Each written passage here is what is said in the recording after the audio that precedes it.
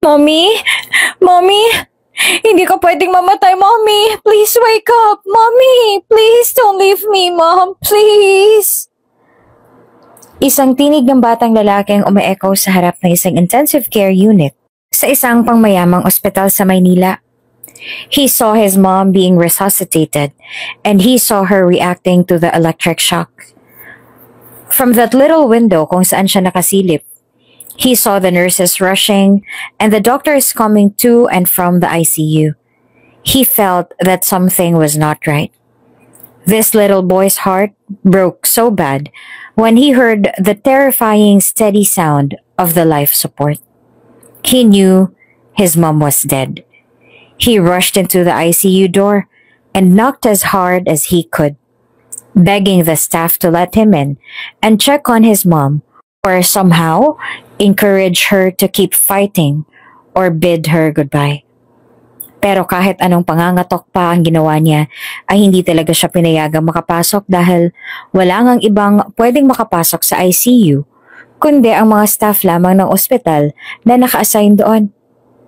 Napaka-terrifying at traumatic ng sitwasyong ito para kay Baron. He never expected his mom to be gone so soon. Maaga talagang naulila si Baron. He was only 9 when his mommy Shirley died. Kung bago ka pa lang sa channel na ito, mga kwento ni Ate Jane, istorya mo, ikwento ko, huwag kalimutang pindutin ang notification bell at subscribe button. Matagal na itinago ni Shirley ang sakit niya sa kanyang anak. Hindi ito nalaman ni Baron not until nakita niya si Shirley na binabawian na ng buhay sa ICU.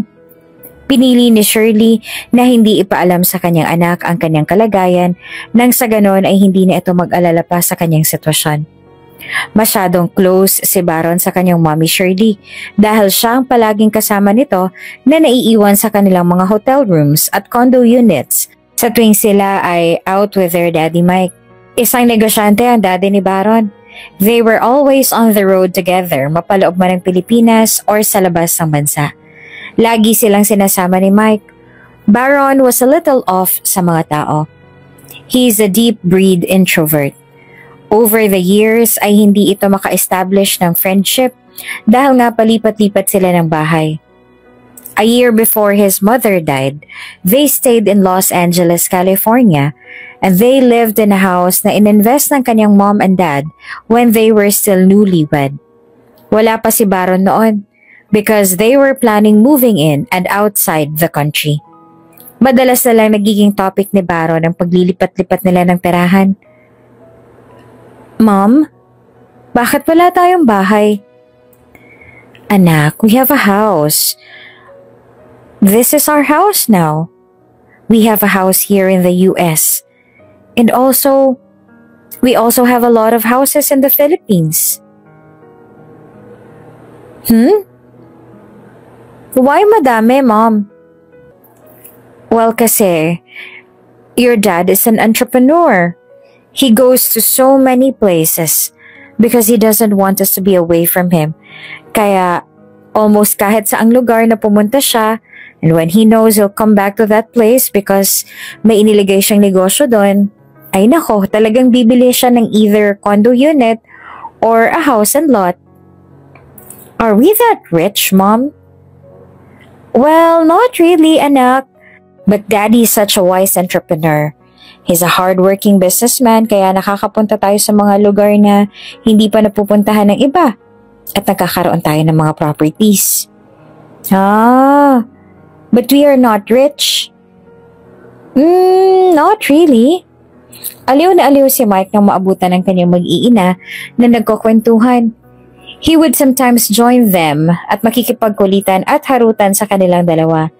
Mike and Shirley tried to give Baron a balanced and good life dahil alam naman nilang hindi makaka-establish ng friendship si Baron at a young age.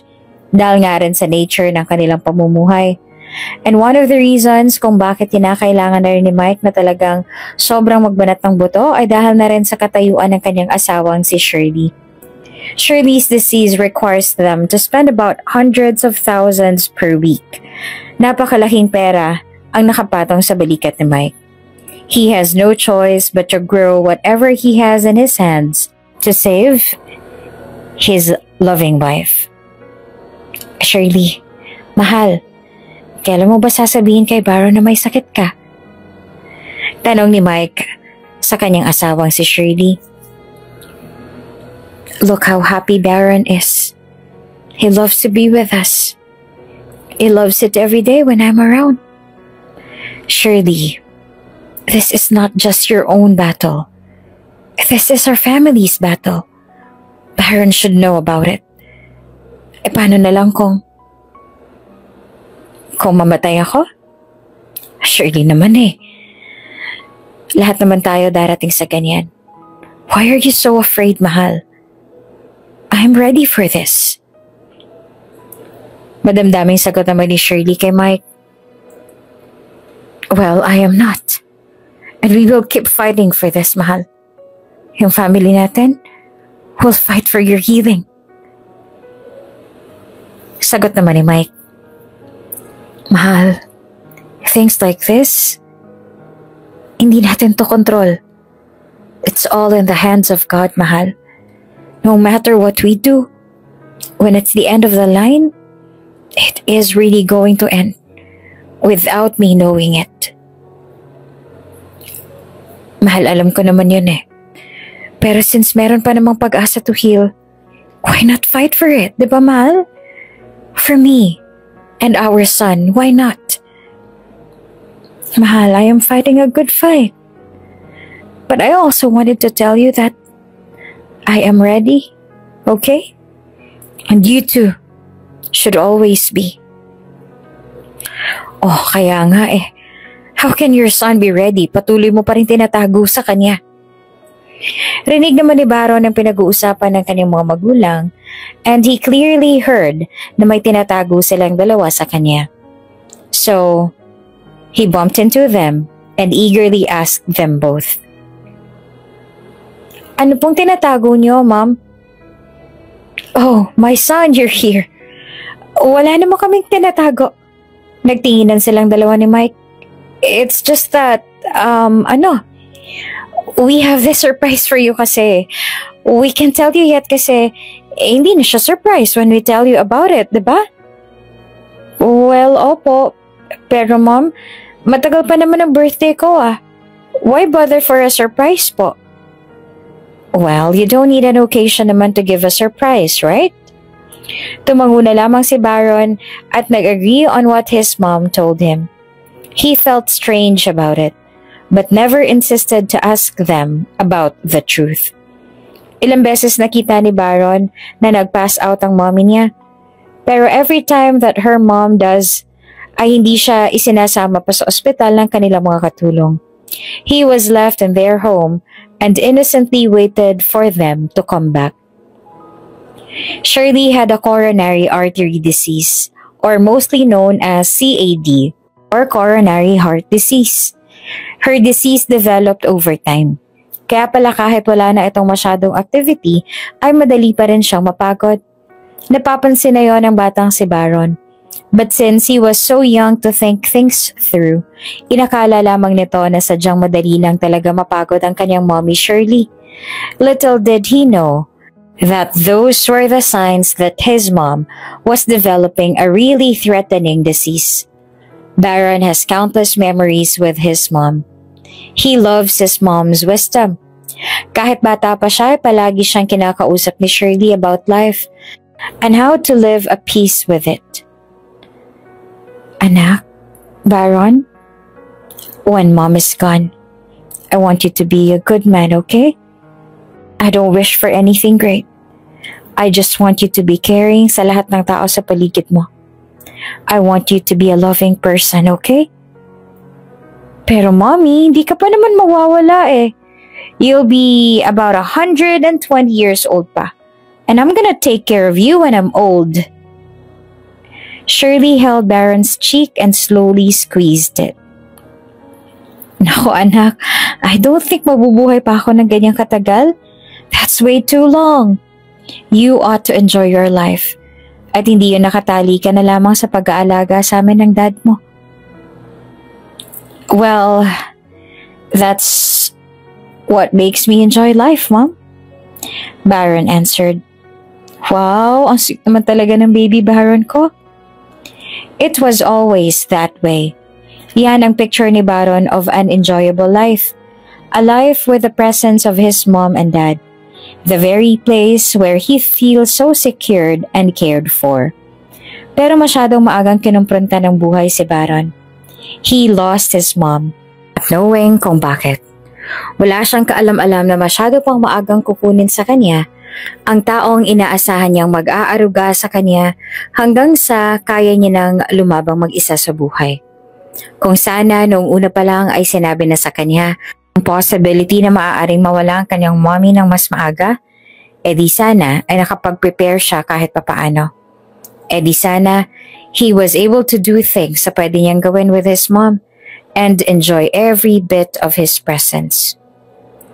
In his mom's wake, ang lamay ni Shirley ay nasa loob ng isa sa mga pinakasikat na funeral home sa lungsod. She was loved by all as seen by the blooming flowers surrounding her coffin. This is what she likes. Isa ito sa mga habilin niya sa kanyang asawang si Mike. She would want everything white in her wake.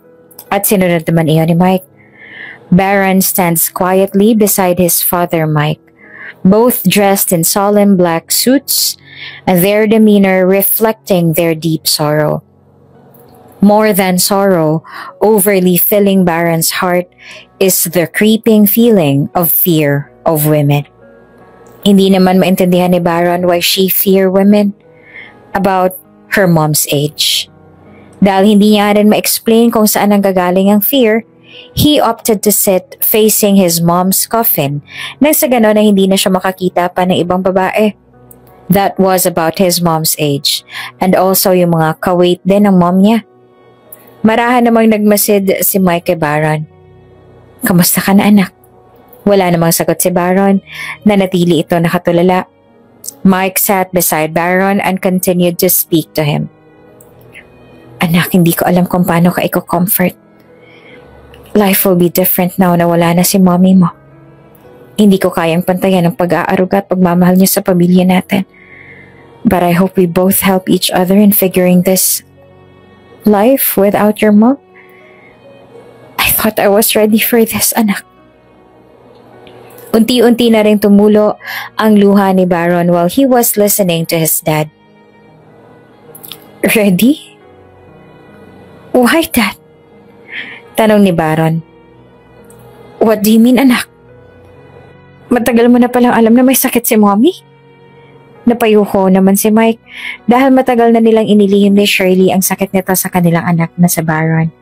Mike was against it, but this is what his mom wants. Anak, humanahon ka muna, okay? Let me explain. There was a glimpse of anger in Baron's eyes. Anak, I really wanted to tell you, but your mom doesn't want you to know because she knew you will be so worried of her. And she would take a lot from your childhood. Ang gusto lang ng mommy mo ay to build wonderful memories with you. She doesn't want to see you look after her palagi. She wanted you to live your life to the fullest. Kaya mas gusto niyang itago sa'yo. Ang unfair niyo naman, Dad. Di ko naman lang naalagaan si mommy. I regret those times that I made her feel so sad. You didn't make her feel sad, anak. You were such a joy to her. I never heard her complain about you. Puro nga appreciation ang naririnig ko from her every time nag-uusap kami. Baron kept the anger in his heart. He harbored regrets in his heart and remembered those times when he disobeyed his mom. Itong katotohanan na nalaman niya ay dagdag pasakit pa sa kanya. Sobrang sakit na nga ng pagkawala ng mommy niya. Ang dami niya pang iniisip na regret sa mga bagay na hindi niya nagawa for his mom. Over time, habang nilalamayan pa ang kanyang mommy Shirley, ay tila nagbagong ugali ni Baron mula nang pumanaw ang kanyang ina. Hindi na siya nagpapakita ng kasiyahan katulad ng dati. Ang kanyang mga mata ay malungkot at tila nawawala sa kahit saan. Wala ring sigla dahil the usual Baron na playful ay palagi lamang nakaupo sa isang tabi. This time around, Ang tanging taong kanyang kinakausap ay ang kanyang Tito Ray. Hindi na rin siya halos makausap ng kanyang daddy. Kung ito ay sumagot man na isang tanong isang sagot lang. Even as Tito Ray, na tanging tao lamang na pinakikinggan niya ngayon ay nakakatanggap din ng maiikling sagot mula kay Baron. People at the wake approached Baron, trying to console him. Baron, kamusta ka anak? Nandito lang kami para sa'yo ha. Sakaling may kailangan ka, please let us know. Sabi ni Lydia, Shirley's twin sister. He looks exactly like Shirley, his mom. Huwag niyo ako lapitan. Biglang sabi ni Baron. Baron? What's wrong, iho? Nabigla naman si Lydia sa naging response na iyan ni Baron. Nabigla rin si Baron sa kanyang response towards her tita Lydia, kaya imbes na mag-explain ito ay tumakbo na lang siya palabas ng funeral room. Nagkaroon nga ng bulong-bulungan ng mga tao sa loob ng kwarto nang marinig nila ang naging reaksyon ni Baron. Simula noon, sa tuwing may lumalapit na babae kay Baron, bigla siyang napapasigaw. Nagiging hysterical ito at minsan mapanakit pa sakaling magpumilit ang babae na hawakan siya or mag-insist na makausap siya ng mas matagal. Habang tumagal ay lumala din ang kanyang fear sa mga babae. Mike became frustrated sa mga pinapakita ni Baron na behavior, kaya minsan ay kinakausap niya rin ang nakalamay na asawa. Shirley, mahal, tingnan mo ang ginawa mo. Iniwan mo kasi kami. Hindi ko na alam kung paano ko paaalagaan si Baron. Sa bawat pagkakataon na may babae na lumalapit kay Baron, parang bumabalik ang kanyang pagiging hysterical.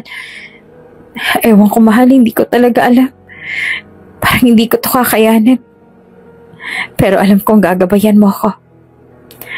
After that release ay kinausap ni Mike si Ray, ang nakababatang kapatid ng kanyang asawang si Shirley. Bro, alam mo ba kung bakit ganon si Baron? Hindi naman ganyan ang anak ko eh. Ewan ko ba, Ray, hindi ko na siya maintindihan. Parang naging overly silent na siya ngayon, simula nang mamatay ang mommy niya. Hindi ko na nga nakitang ngumiti yan. At alam mo yun, kaunting-kaunting ngiti lang. Wala na nga eh. Parang walang energy. Bro, I'm worried about him. Baka mamaya may kung anong sakit na pala siya.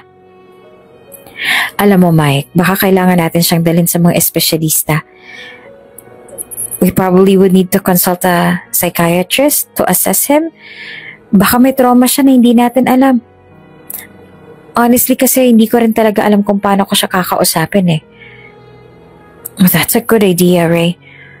Please look for a psychiatrist or psychologist na pwede nating konsultahin for Baron. No problem, Kuya. I will ask some recommendation from my friends. At dito na nga nagtatapos ang ating unang kabanata. Ano nga kaya ang naging dulot ng pagkawala ng kanyang mommy kay Baron? At paano ito makakaapekto sa kanyang hinaharap? Abangan sa susunod na kabanata. Kung bago ka pa lang sa channel na ito, mga kwento ni Ate Jane, istorya mo, ikwento ko, huwag kalimutang pindutin ang notification bell at subscribe button. Ano po bang maaari namin gawin para matulungan si Baron? Mike, una, importante na magkaroon tayo ng maayos na pangunawa sa takot ni Baron. Mahalaga rin na hindi siya nag-iisa sa paghaharap sa kanyang mga takot. Maaari nating umpisahan ng therapy sessions. Kung bago ka pa lang sa channel na ito, mga kwento ni Ate Jane, istorya mo, ikwento ko, huwag kalimutang pindutin ang notification bell at subscribe button. Sa gitna ng lungkot at pagdadalamhati sa pagkamatay ng kanilang mahal na ina, ang pamilya ni Mike ay haharapin din ang bagong pagsubok sa pagtulong kay Baron. Ang malalim na takot ni Baron sa mga babae ay isa pang misteryo na kailangan nilang busisiin. As the wake continues, Baron remains withdrawn, his eyes darting nervously whenever a woman approaches. Nang matapos na ang libing ay talagang winwork out ni Mike ang kanyang communication sa anak niyang si Baron. He continually reached out to him and talked to him intentionally at maraming araw nga na iniiwan na lamang niya sa kanyang mga staff ang trabaho sa kumpanya para lamang ma-attend ang needs ng kanyang anak. The therapy and moving out of Manila. Maagang umalis si Mike at Baron some days after his mom's funeral to visit a psychiatrist. He did it to further understand his son Baron dahil gulong-gulo na siya kung paano niya ba iintindihin ang kanyang anak. Inside the psychiatrist's office, Dr. Santos is seated behind his desk, reviewing Baron's file. Mike and Baron are seated across from him. Magandang umaga, Mike and Baron. Ako si Dr. Santos. I'm glad you both came here together. So today, we will try as much as we could to address Baron's needs, ano? Magandang umaga din, Doc. Nag-aalala lang kasi kami kay Baron. Napansin ko kasi lately na ang excessive na ng takot niya sa dilim at sa mga babae. Hindi naman siya ganito dati, Doc eh. I tried every way that I know to reach out to him and secure him, kaso wala eh. Halos hindi niya nga rin ako kinakausap, Doc. And the only thing I can do for him right now is to stay by his side palagi. Yun lang. Minsan ay hindi na ako nakakapagtrabaho kasi masyado na akong worried sa kalagayan niya. Pag-open up ni Mike kay Dr. Santos, tumangutango naman ang doktor. Maaari mo bang sabihin sa akin, Baron, kung paano nagsimula ang iyong takot sa dilim at sa mga babae? Baron was hesitant when Doc Santos talked to him. Napansin naman yun ni Doc kaya minabuti niya na lamang nakausapin si Baron without his dad sa room. Sir Mike, can we talk privately? Baka kasi may mga hesitation si Baron when you're here inside. I could further assess him if we will be able to hear him out. He will be safe here, sir. You can wait for him outside po. Doc Santos had a hard time talking to Baron. Halos ayaw talagang magsalita ng bata. But after a while na kinuha niya muna ang loob ni Baron by different activities na pinagawa niya, ay he was able to extract information naman from Baron. Tila nawala ng mga hesitations si Baron and he was able to express himself through colors and artworks na pinaperform sa kanya ni Doc Santos. While continuously enjoying coloring the images on the paper, Doc Santos head on to his questions and luckily out of nowhere ay sumagot lang si Baron.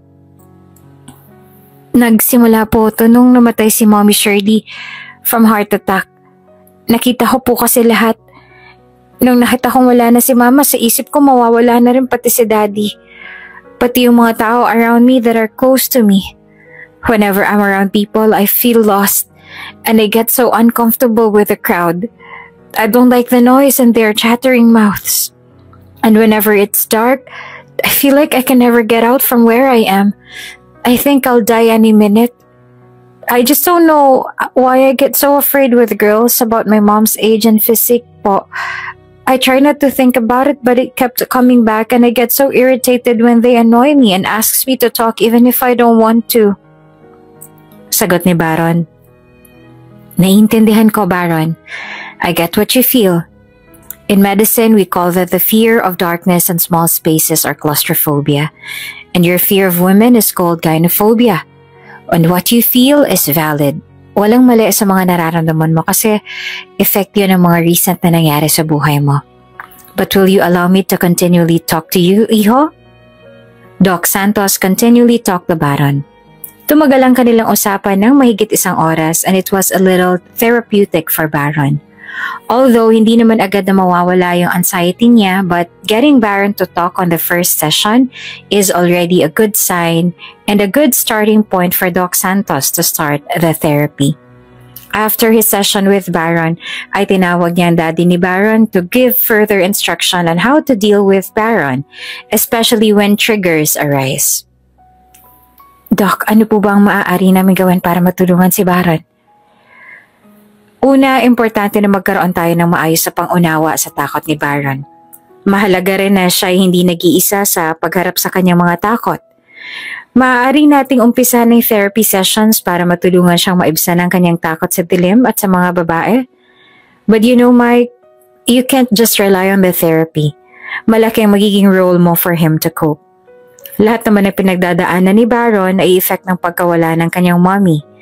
He's too young to digest everything kaya ganun ang naging tugon ng kanyang emotions at dun yun galing ang mga phobia niya. Do I need to go with him po every session? No, not really. If he's able to go alone, then I think it would be good for him nang sa ganun ay mas madali siya makaka-adjust at mag-heal. This is part of his grief, Mike. During our sessions, we will strategize on how we can get over his fear and probably in time, with your moral support, your son will be alright. Sapat po ba yung therapy para kay Baron, Doc? Ang therapy ay isang mahalagang hakbang. Ngunit kailangan din natin ng tulong mula sa pamilya at mga kaibigan. Mahalaga na makita ni Baron na present father ka for him. So do things with him, Mike. Involve him in whatever you do. Pwede mo siyang isama sa trabaho mo or sa mga hobbies mo. And maybe do some errands with him, like go to shops and give him tasks that are not too much for him. Make yourself available for him. Show interest whenever he shows you something or if may sasabihin man siya sa'yo. Basta Mike, sobrang laking tulong ng communication mo sa anak mo this time around. If Baron could not stand the treatment, Doc, or yung therapy na sinasabi mo, what could possibly happen? Tanong ni Mike. Well, definitely magiging worse ang lahat. And worse, baka maging schizophrenic siya. Maaari din siya magkaroon ng mental disease if hahayaan lang natin siya, Mike. Okay, Doc. I can't promise to really be the dad he wants right now, but I'll do whatever I can, Doc, for my son. Of course, Mike, but you made a great decision by bringing him here today and had him assessed. This is a good start. So, I have here some meds. Itong mga meds na to is good whenever nagtitrigger ang fear niya. It will calm him down. This is only applicable if he's having a hard time to calm down, okay? Mike felt an ease hearing from Dr. Santos. He was so motivated to get along with his son and was excited to see his son get over his fears. Mike thought it was that easy. Akala niya magiging okay na si Baron through the therapy na kinuha niya for him. Pero hindi naging ganong kadali ang lahat for them. He thought he can cope sa demands ng anak niyang si Baron, but Mike has to deal with his own dilemma of losing his wife, plus the demands of his business pa, and him dealing with Baron. Naging sobrang hirap nun for Mike. He tried bringing Baron to his work as instructed by their psychiatrist pero hindi rin naging madali yun for Mike. Bagkos ay naging magagalitin pa nga si Mike kay Baron. Konting trigger lang ng mga fears ni Baron ay nag-heat up na rin si Mike. Don't talk to me! Sigaw ni Baron. Huwag niyo nga kasi akong kausapin, ang ingay yung lahat.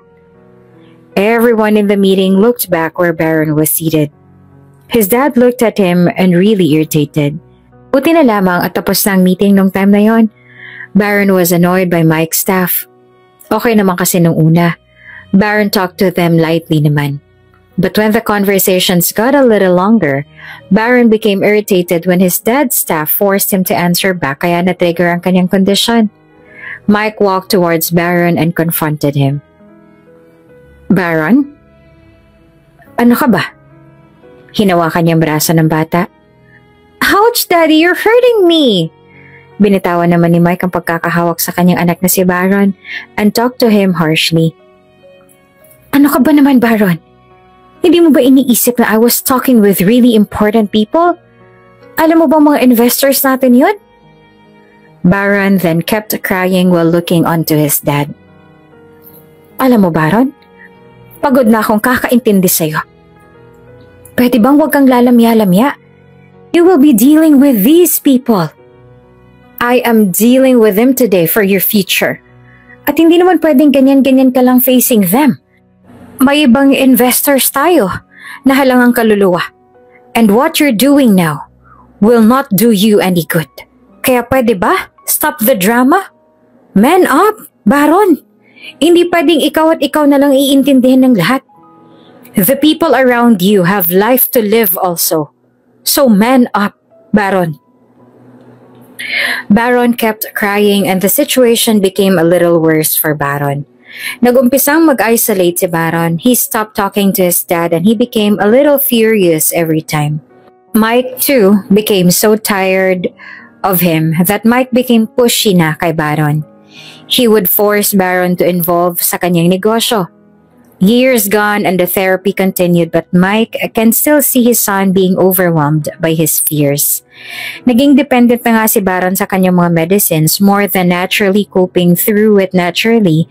Kaya minabuti na lamang ni Mike na itigil ang therapy dahil over time ay parang hindi naman siya nakakakita ng magandang effect kay Baron. He started treating Baron as a normal person and started grooming him the best way he could. Sinasama-sama na siya ni Mike sa operations ng kanyang mga negosyo. In a dimly lit room cluttered with boxes of ammunition and firearms, Mike is cleaning a handgun. Baron, his son, was about 18 years old during this time. He was nervously organizing bullets in the adjacent room where his dad was. He was not used to doing this stuff. Filled pa rin ng fear si Baron. Over time ay masadagdagan pa nga ang triggers niya dahil hindi na rin napatuloy ang kanyang therapy. A cluttering sound was heard in the room where the dad was. When his dad heard some stuff na nahulog, ay agad niyang pinuntahan ito sa kwarto kung saan siya nag-aayos ng gamit. Baron naman! Ang dali-dali lang ayusin yan, hindi mo pa magawa ng maayos. Ano ka ba naman, bata ka? Hindi ganyan ang pag-aayos ng mga bala. Ganito mag-ayos yan, no? And showed him how to do it. Ang clumsy mo naman kasi. Oh, ikaw na magpatuloy. Bilisan mo dyan. Opo, Dad. Ito na po. Tinatry ko lang. Tinatry? Anak, hindi pwedeng tinatry ito. Kailangan mo maging maingat. Paano ka mapagkakatiwalaan kung ganyan ka? Common sense lang naman ang kailangan dito, Baron eh. Wala ka ba kahit common sense lang? Dad, sorry na po.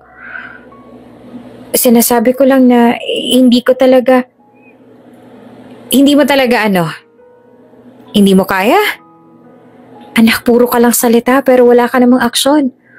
All you have to do is arrange all these ammos according to its classification. Madali lang naman yan eh. Everything here has a number and a box. Grabe ka naman, ang dali-dali na nga lang nitong trabaho na to, nahihirapan ka pa rin ba? Baron was struggling to hold back his tears. Pero Dad, hindi naman po lahat kaya ko. Ang sabihin mo ayaw mo lang talaga mag-effort. Alam mo, kung ganyan ka ng ganyan, wala ka talaga magagawa para sa negosyo natin. Wala nang ibang magpapatuloy nito, Baron. You are the only child na magmamana nito. Sana naman gawan mo ng paraan to the best in whatever I ask you to do dahil pinaghirapan ko to. At lahat ng to ay para sa'yo din naman. Ang dali-dali na nga lang na pinapagawa ko sa'yo, hindi mo pa magawa ng maayos. E paano na lang kung yung mga malalaking bagay pang ipapagawa ko sa'yo? Dad, ako ngang sumusunod sa'yo pero hindi mo malang ako. Baron couldn't find the right word na sasabihin sa kanyang Daddy Mike. May mga bagay na madali para sa iba pero mahirap din sa ibang tao. And this is Mike and Baron's situation. Baron is still coping kaya nahihirapan siya kahit sa mga simpleng task na ginagawa niya. At dito na nga nagtatapos ang ating kabanata. Makaka-recover pa kaya si Baron mula sa kanyang pinagdadaanan? Hanggang kailan kaya siya matitiis ng kanyang Daddy Mike? Anong kapalaran na naghihintay sa kanya? Abangan sa susunod na kabanata. Kung bago ka pa lang sa channel na ito, mga kwento ni Ate Jane, Story Mo, Ikwento Ko, huwag kalimutang pindutin ang notification bell at subscribe button. Tara, ang sipag mo, no? Hindi ka ba napipikon sa mga panunokso ng mga students na yan sa'yo? Naku ma'am, kung papansinin ko ang mga pag-uugali nila, for sure, wala na ako dito sa library. Ganyan talaga basta mga rich kid ma'am eh. Minsan talaga, no? Hindi nabibili ng pera ang magandang asal.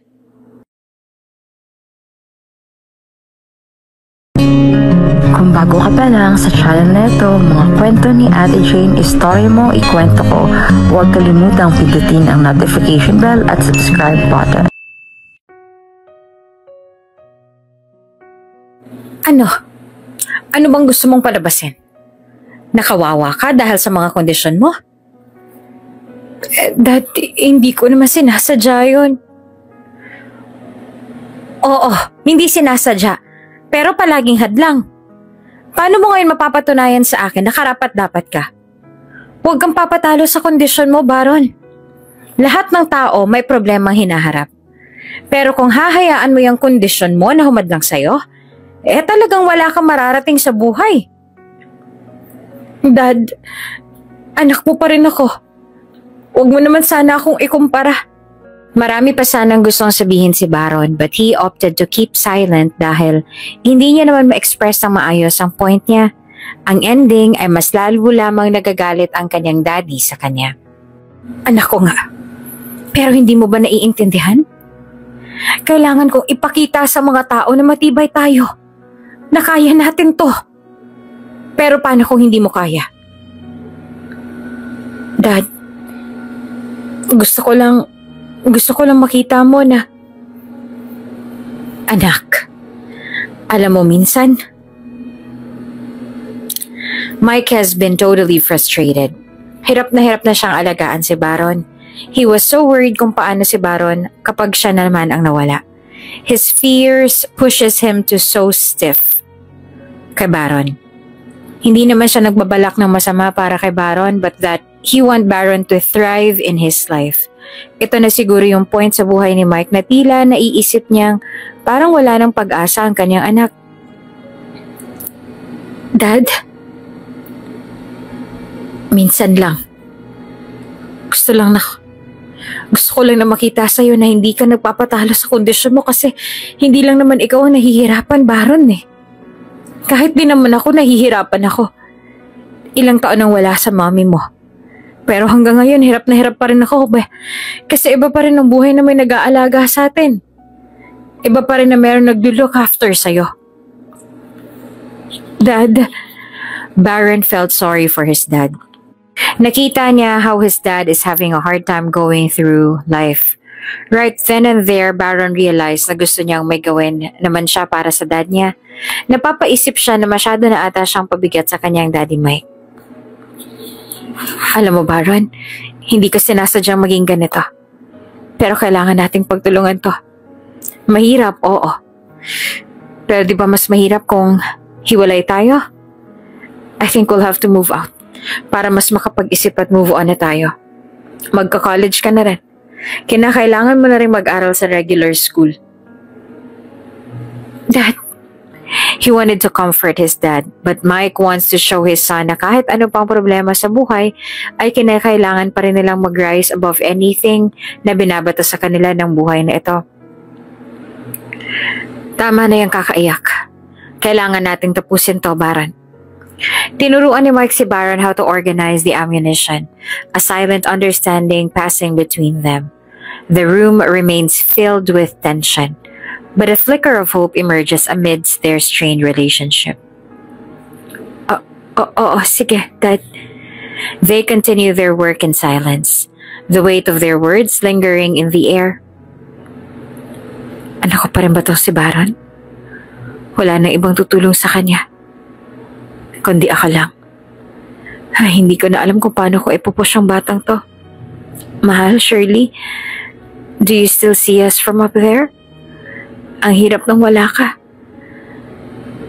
Matagal ka nang nawala sa amin pero ang hirap pa rin, mahal. Hirap pa rin ako sa pagpapalakas sa anak nating si Baron. Grabe, hindi ko alam kung paano mo inaalagaan yung mga anak natin dati. Hindi ako kasing galing mo, mahal, but this is the only thing I can do to assure that our son will survive kung pati ako'y mawala na rin. Mike expanded his business in Iloilo and decided to stay there as his son Baron is about to go to a bigger school dahil his elementary and high school years are spent inside their home. Naka-homeschool siya all throughout his elementary and high school years. Baron was enrolled in a prestigious university in Iloilo. He took up Bachelor's of Arts in Business Management as suggested by his dad. Nang sa ganun daw ay magkaroon siya ng knowledge in handling their businesses. Nasa universidad si Baron para sa kanyang unang araw ng klase. Baron is really handsome, matangkad, about 5'11 feet tall. Hindi pa gaano formed ang katawan but slim enough para mapansin ang kanyang height. Fair ang complexion at napakatangos ng ilong. Namana niya naman ito sa kanyang mommy Shirley na half Spanish. Madalas siyang mag-isa. May headset because music makes him calm. Yun ang naging coping mechanism niya since he has to mingle with people sa kanyang eskwelahan. Pansin naman ng kanyang mga kaklase at guro na tila hindi siya sanay makihalubilo sa ibang tao. His classmates and other students find him weird, especially pag may nakakasalubong siya mga babae na about 40s ang edad. Madalas napapansin ng mga estudyante na mag-isa lang palagi si Baron sa cafeteria ng universidad. Naging talk of the campus si Baron because of his weird gestures and his amiable looks. May mangilan-ilang estudyante na nag-i-initiate na lumapit at makipagkaibigan sana kay Baron dahil madalas nila ito nakikita mag-isa sa mga upuan sa cafeteria. "Pare, pwede umupo dito?" tanong ni Francis. Tahimik lang si Baron na hindi mala nakikipag-eye contact sa kanyang schoolmate. Pansin ni Francis ang pag-urong ni Baron. Tila signal na ito na okay lang naman sa kanya na umupo sila ng kanyang dalawa pang kasama na makikishare sila ng table sa kanya. So, umupo nga ang dalawang magkaibigan and Francis initiated a conversation. "Francis, pare." Hands his hand to Baron as his sign of introduction. Politely, tinagap naman ni Baron ang kanyang kamay para makipag-shake hands pero hindi pa rin ito maituon ang kanyang mga mata sa kanyang kausap. Francis silently observed him at hinayaan na lamang si Baron. Tahimik namang kumakain si Francis at ang mga kasama niya. Hindi nagtagal ay nagkwentuhan na nga ang magbabarkada.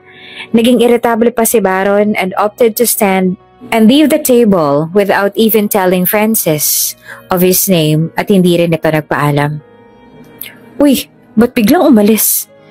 tanong ni Georgette, barkada din ni Francis. "Weirdo kasi yun bro, kawawa nga eh. Palagi ko siyang napapansin dito sa kantin, lagi na lang mag-isa yung taong yun. Never ko pa nakitang may kasama yan dito na kumakain or kakwentuhan man lang." "Naku, weird nga talaga, baka sabog yun pre." "Hindi naman siguro, baka may pinagdadaanan lang talaga yung tao." Dahil nga sa kanyang kawalan ng karanasan sa pakikipagsalamuha, agad siyang umalis na hindi man lang nagpapaalam. His actions were misinterpreted. Up until this day, marami pa ring tao ang nakaka-misinterpret ng mga psychologically challenged na mga tao. Hindi naman nila sinasadya na gano'n ang kanilang attitude dahil sila mismo ay confused din kung bakit ganoon ang kanilang mga reaction sa mga bagay-bagay sa mundo. Sa koridor ng universidad, nagmamadali si Tara, isang working student na may bitbit na maraming gamit papunta sa library. She is an ordinary woman in the campus with an utmost desire to alleviate her family from the bondage of poverty. Typical morena na may taas na 5'2 feet, madalas na nililigawan ng kanilang dean na sumali sa mga beauty and brain contests, pero palaging tumatanggi dahil sa insecurities nito sa kanyang katawan. Hindi masyadong na-maintain ni Tara ang kanyang mga legs dahil na rin sa kahirapan. Madalas itong nakikisali sa trabaho ng kanyang mga magulang sa sakahan at gulayan. Dahil doon ay hindi na lubos mabilang ang mga peklat nito sa kanyang legs dahil paminsan-minsan ay nasusugatan ang kanyang mga paa kung sakaling masagi ang mga matatalim na mga dahon ng damo sa sakahan. Kahit habang siya ay nagtatrabaho ay naiengganyo pa rin siya ng kanilang librarian na sumali sa Miss University sa parating na University Week at intramurals nila. "Tara, ang sipag mo no? Hindi ka ba napipikon sa mga panunokso ng mga students na yan sa'yo?" tanong ni Mrs. Trudy sa kanya. "Nako ma'am, kung papansinin ko mga pag-uugali nila, nako for sure, wala na ako dito sa library. Ganyan talaga basta mga rich kid ma'am eh. Minsan talaga no, hindi nabibili ng perang magandang asal." "Nako, sinabi mo pa Tara, pero alam mo iha, mas maganda ka sa mga babaeng yon." "Nako, sira na po talaga mata niyo ma'am," sagot pa ni Tara kay Mrs. Trudis. "O hindi kaya? Ang ganda ng katawan mo Tara, magandang umbok ng iyong hinaharap, pati na rin ang likod. Perfect na perfect. Sumali ka na lang kaya sa Miss University's intramurals. Ako nang bahala sa gagastusin mo." "Naku ma'am, wag na ho. Baka mamaya mas pagtawanan pa ako ng mga rich kids na maiingay dito sa library." Nako, you possess the qualities of a smart and beautiful contestant. Bagay na bagay para sa'yo ang titulong Miss Intramurals 2017. Ay, nako ma'am, imposible po yan. Pag ako rumampa, magiging clown lang ako sa harap. Alam niyo po ba na ang lalaki ho ng peklat ko sa aking binti? Sinlalaki ng 20 coins, ma'am. Nako, talaga, ang lalaki. Nako, sobrang advance na ng panahon natin ngayon, Tara. May magagawa na sa mga imperfections na yan. Madali lang gawa ng paraan yan, promise. Nako, ma'am, iba na lang ho. Nako, ang hirap maghanap ng katulad mo. Yung iba kasi puro ganda lang naman, wala namang laman ng utak. Sanay kasi na-given ng mga questions. Pero kung impromptu ang question, ako, wala na, nga. Kaya ikaw talaga ang bet namin, Tara. Sayang din ang cash prize dun. Papaisip nga si Tara, dahil malaking tulong din naman ang cash prize na mapapanalunan niya doon kung sakali, lalo na't kaliwat kanan ng mga projects na lang binibili. Matapos silang mag-usap ni Mrs. Trudis, ay nagmadali na si Tara na makaalis ng library bit-bit ang mga libro at illustrations niya para sa kanilang klase. Ilang minuto na lang ay malilate na siya, kaya kinakailangan niya magmadali at bumaba pa sa 3rd floor hanggang sa ground floor at maglakad pa ng halos 2 to 3 minutes papunta sa kabilang building kung saan naman ang kanyang next class. Elsie was almost running pababa ng building to head on to the next building where her class will be held. Pero pag minamalas ka nga rin naman, saka ka patutuksohin ng kapalaran. Tara bumped into a guy na hindi tumitingin sa kanyang dinadaan. The guy was wearing a hoodie na halos noon na lamang nakikita. Nakamask din ang lalaking yon.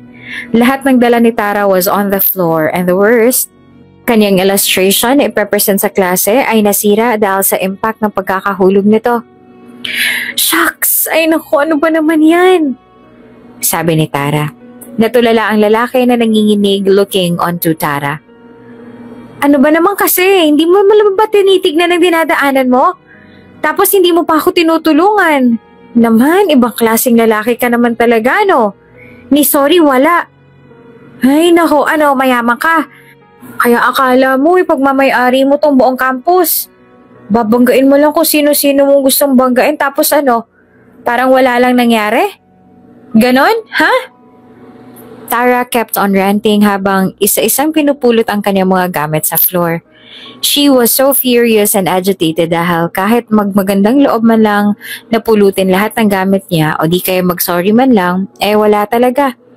After saying lahat ng kanyang litanya and after niyang napulot ang lahat ng kanyang gamit ay tumalikod siya at hinarap ang aroganteng lalaki.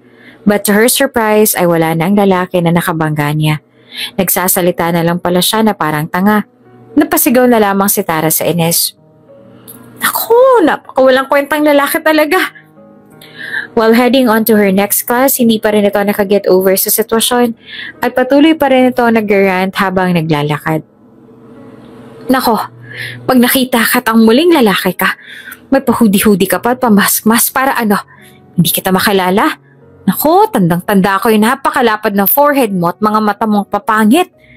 Kahit itago mo pang mukha mo, makikilala pa rin kita. Siraulo kang lalaki ka? Tara's best friend Jamila was behind her. Magkaklase silang dalawa sa subject na pupuntahan ni Tara. Uy! Nagulat naman si Tara. Uy ka rin! Uy, ano ka ba, Jamila? Pwede ba? Huwag mo na ang dagdagan pa yung inis ko. Baka mamay, ihampas ko pa sa'yo itong mga dala-dala ko. Uy, chillax.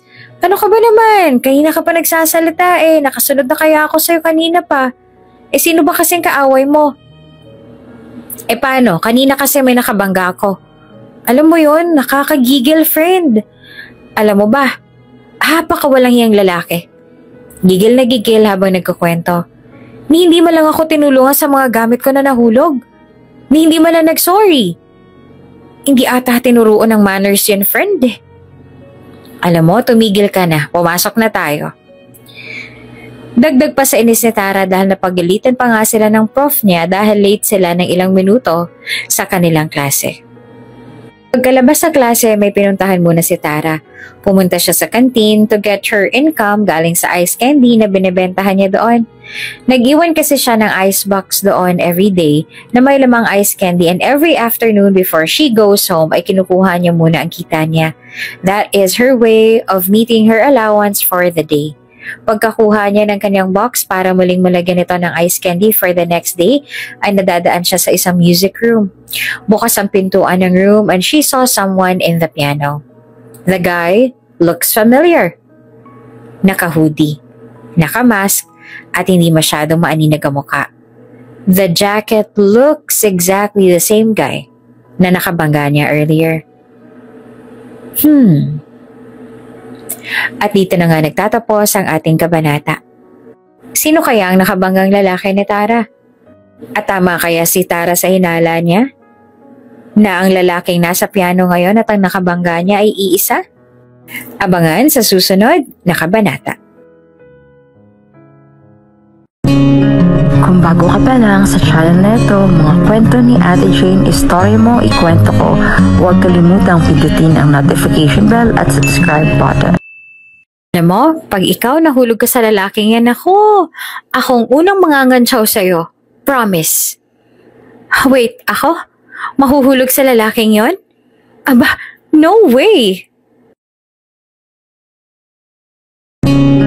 Kung bago ka pa lang sa channel na ito, mga kwento ni Ate Jane, Story Mo, Ikwento Ko, huwag kalimutang pindutin ang notification bell at subscribe button. Sinilip ni Tara ang lalaki nagpapiano. Ang galing magpiano. Kumanta rin ang lalaki at talagang napakagaling kumanta. Magkasing boses sila ni Christian Bautista. Napakalinis ng diction at talagang mai-in-love ka sa boses nito. Nasabayan pa nga ni Tara ang kantang tinutugtog ng lalaki. Habang kinikilig sa pakikinig sa lalaki, sandaling naistorbo naman ang momentum ni Tara sa isang kaklase ng lalaking tumutugtog sa loob ng music room. Baron! Tawag ni Anthony dito. Baron removed his hoodie and tila nawala sa mood si Tara when he saw the familiar forehead at ang mata ng lalaki. Sabi ko na nga, kaya pala familiar sa akin ng taong yun. Baron pala pangalan mo, walang hiya ka. Sus, imbis na kinikilig na ako Erase. Walang hiya pala yung kumakanta Baron pala Humanda ka sa akin. Oras na magsena ng clearances, makakatikim ka sa akin, lalaki ka. Nakakainis ka, walang hiya ka talaga. Huy! Ginulat ni Jamila habang nakasilip ito sa bintana ng music room. Uy, ano ka ba, Jamila? Palagi mo na lang akong ginugulat Ano ba kasi yung panay kausap mo sa sarili mo? Alam mo, masisira ang utak mo niyan, friend. Promise. Kasi naman, sarap na ako sa boses ng lalaki kanina na kumakanta sa loob ng music room. Only to find out na yun pala yung walang hiyang lalaki na tumutugtog doon. Sus, alam mo, kahit kasing boses niya pa si Christian Bautista, ang baho ng hininga ng lalaking yon, wala pa rin kwenta. Walang modo. Alam mo, pag ikaw nahulog sa lalaking yon, akong unang mang-aasar sa'yo. Promise. Ako? Mahuhulog sa lalaking yon? No way! Yes way! Alam mo ba, ang dami-dami nagkakatuluyan na hindi nila una bet ang mga partners nila, pero at the end of the day, yun pa rin nakakatuluyan nila. Kaya ikaw, ingat friend, baka mamaya bubuntot-buntot ka na sa kanya, ha? Ew, nakakadiri ang mga pumapasok sa isipan mo, friend, Mukhang hindi naman yata ang tamang tumatakbo sa isip mo ngayon. Umuwi na nga tayo para malinisan man ng kaunti ang utak mo. Tara, uwi na tayo. Nako, ayan na, in denial ka pa ngayon. Pustahan tayo. Sa mga susunod na araw sa universidad, tuwing makikita ni Tara si Baron, ay hindi niya talaga kayang pigilan ng sarili sa pag-rant. Sobrang na-hate niya na si Baron. At sa tuwing nababanggit ni Jamila ang pangalan ni Baron, ay gano'n na lang din ang inis nito. Si Baron na naman. Hindi ba talaga marunong mag-sorry yung lalaking yon? Napakamakasarilit, alam mo yon? Hindi gentleman. Ang malas naman ng magiging girlfriend yan. Kawawa talaga siya sa Barong yan.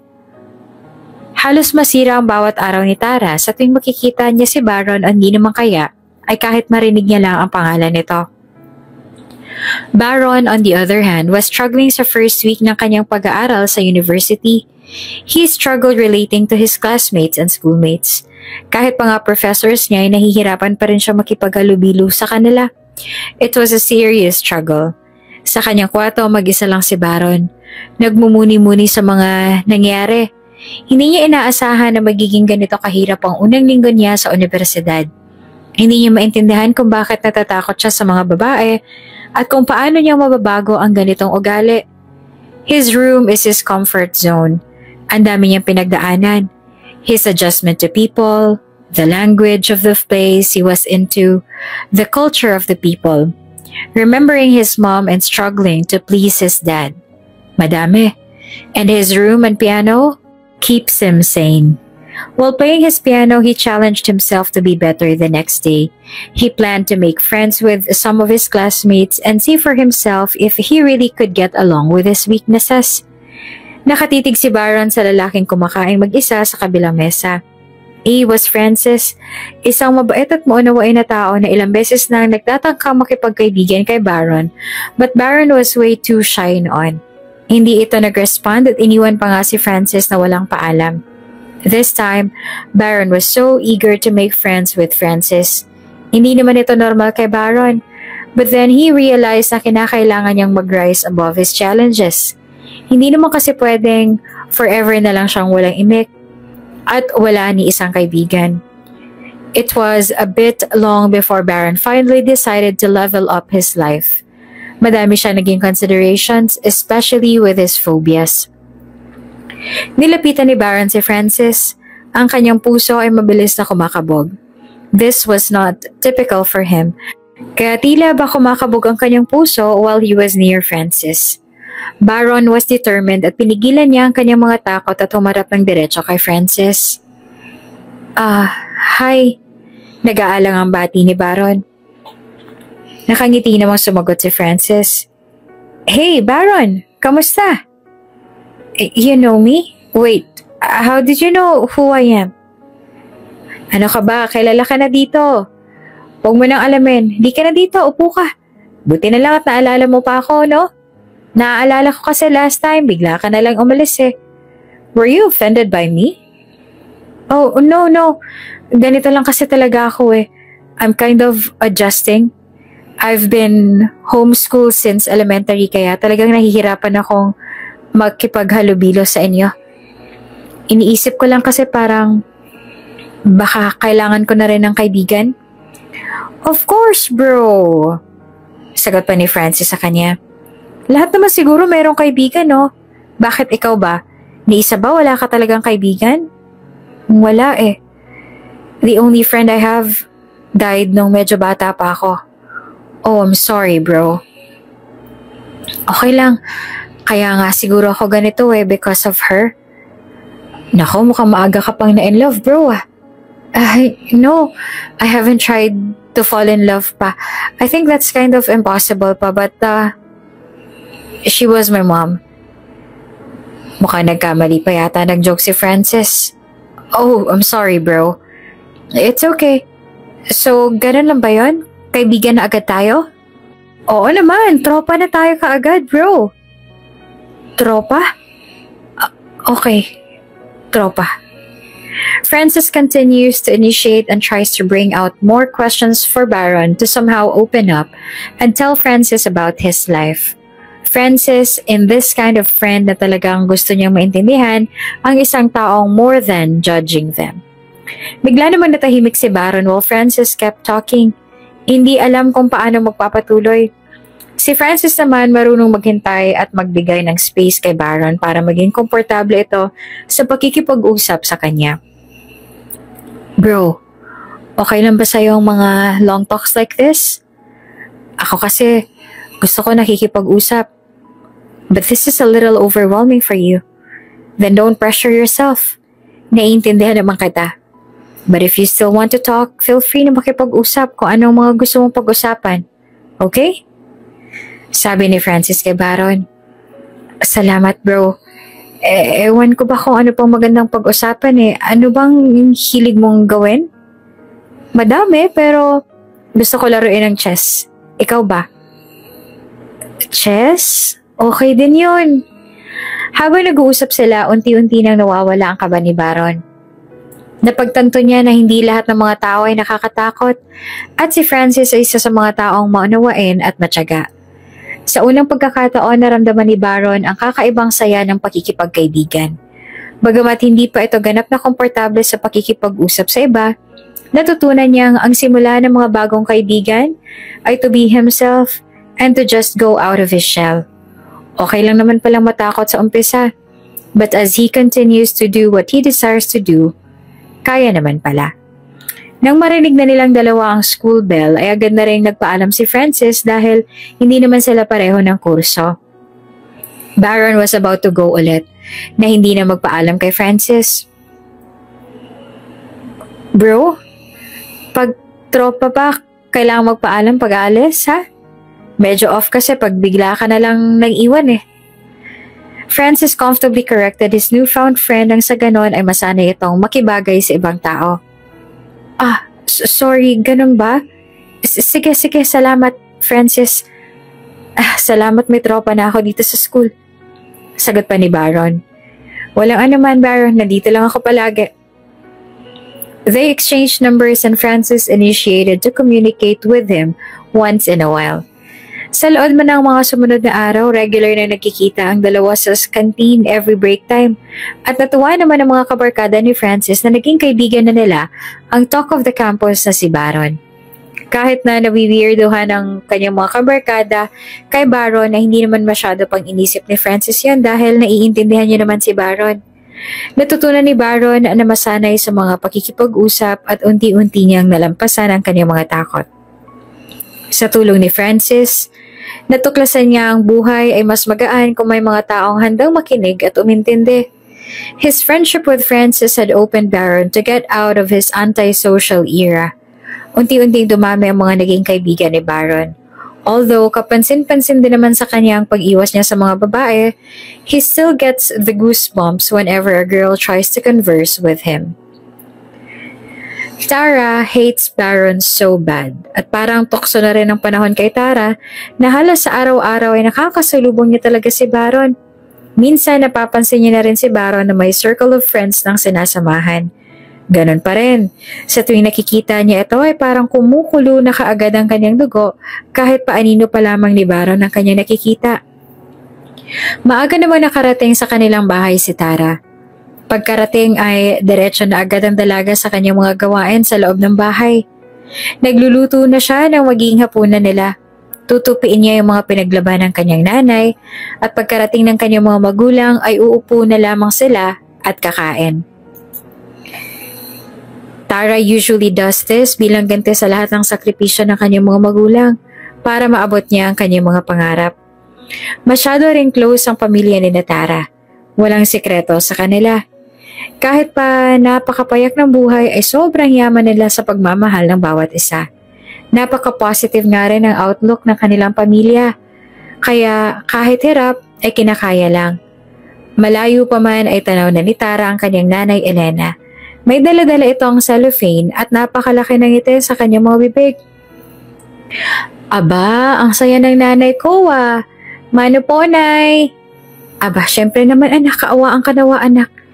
Kinuha na ni Tara ang dala-dala ng nanay na cellophane at nilapag ito sa mesa sa loob ng kanilang bahay. Nay, ba't parang may amoy manok dito sa mga dala mo?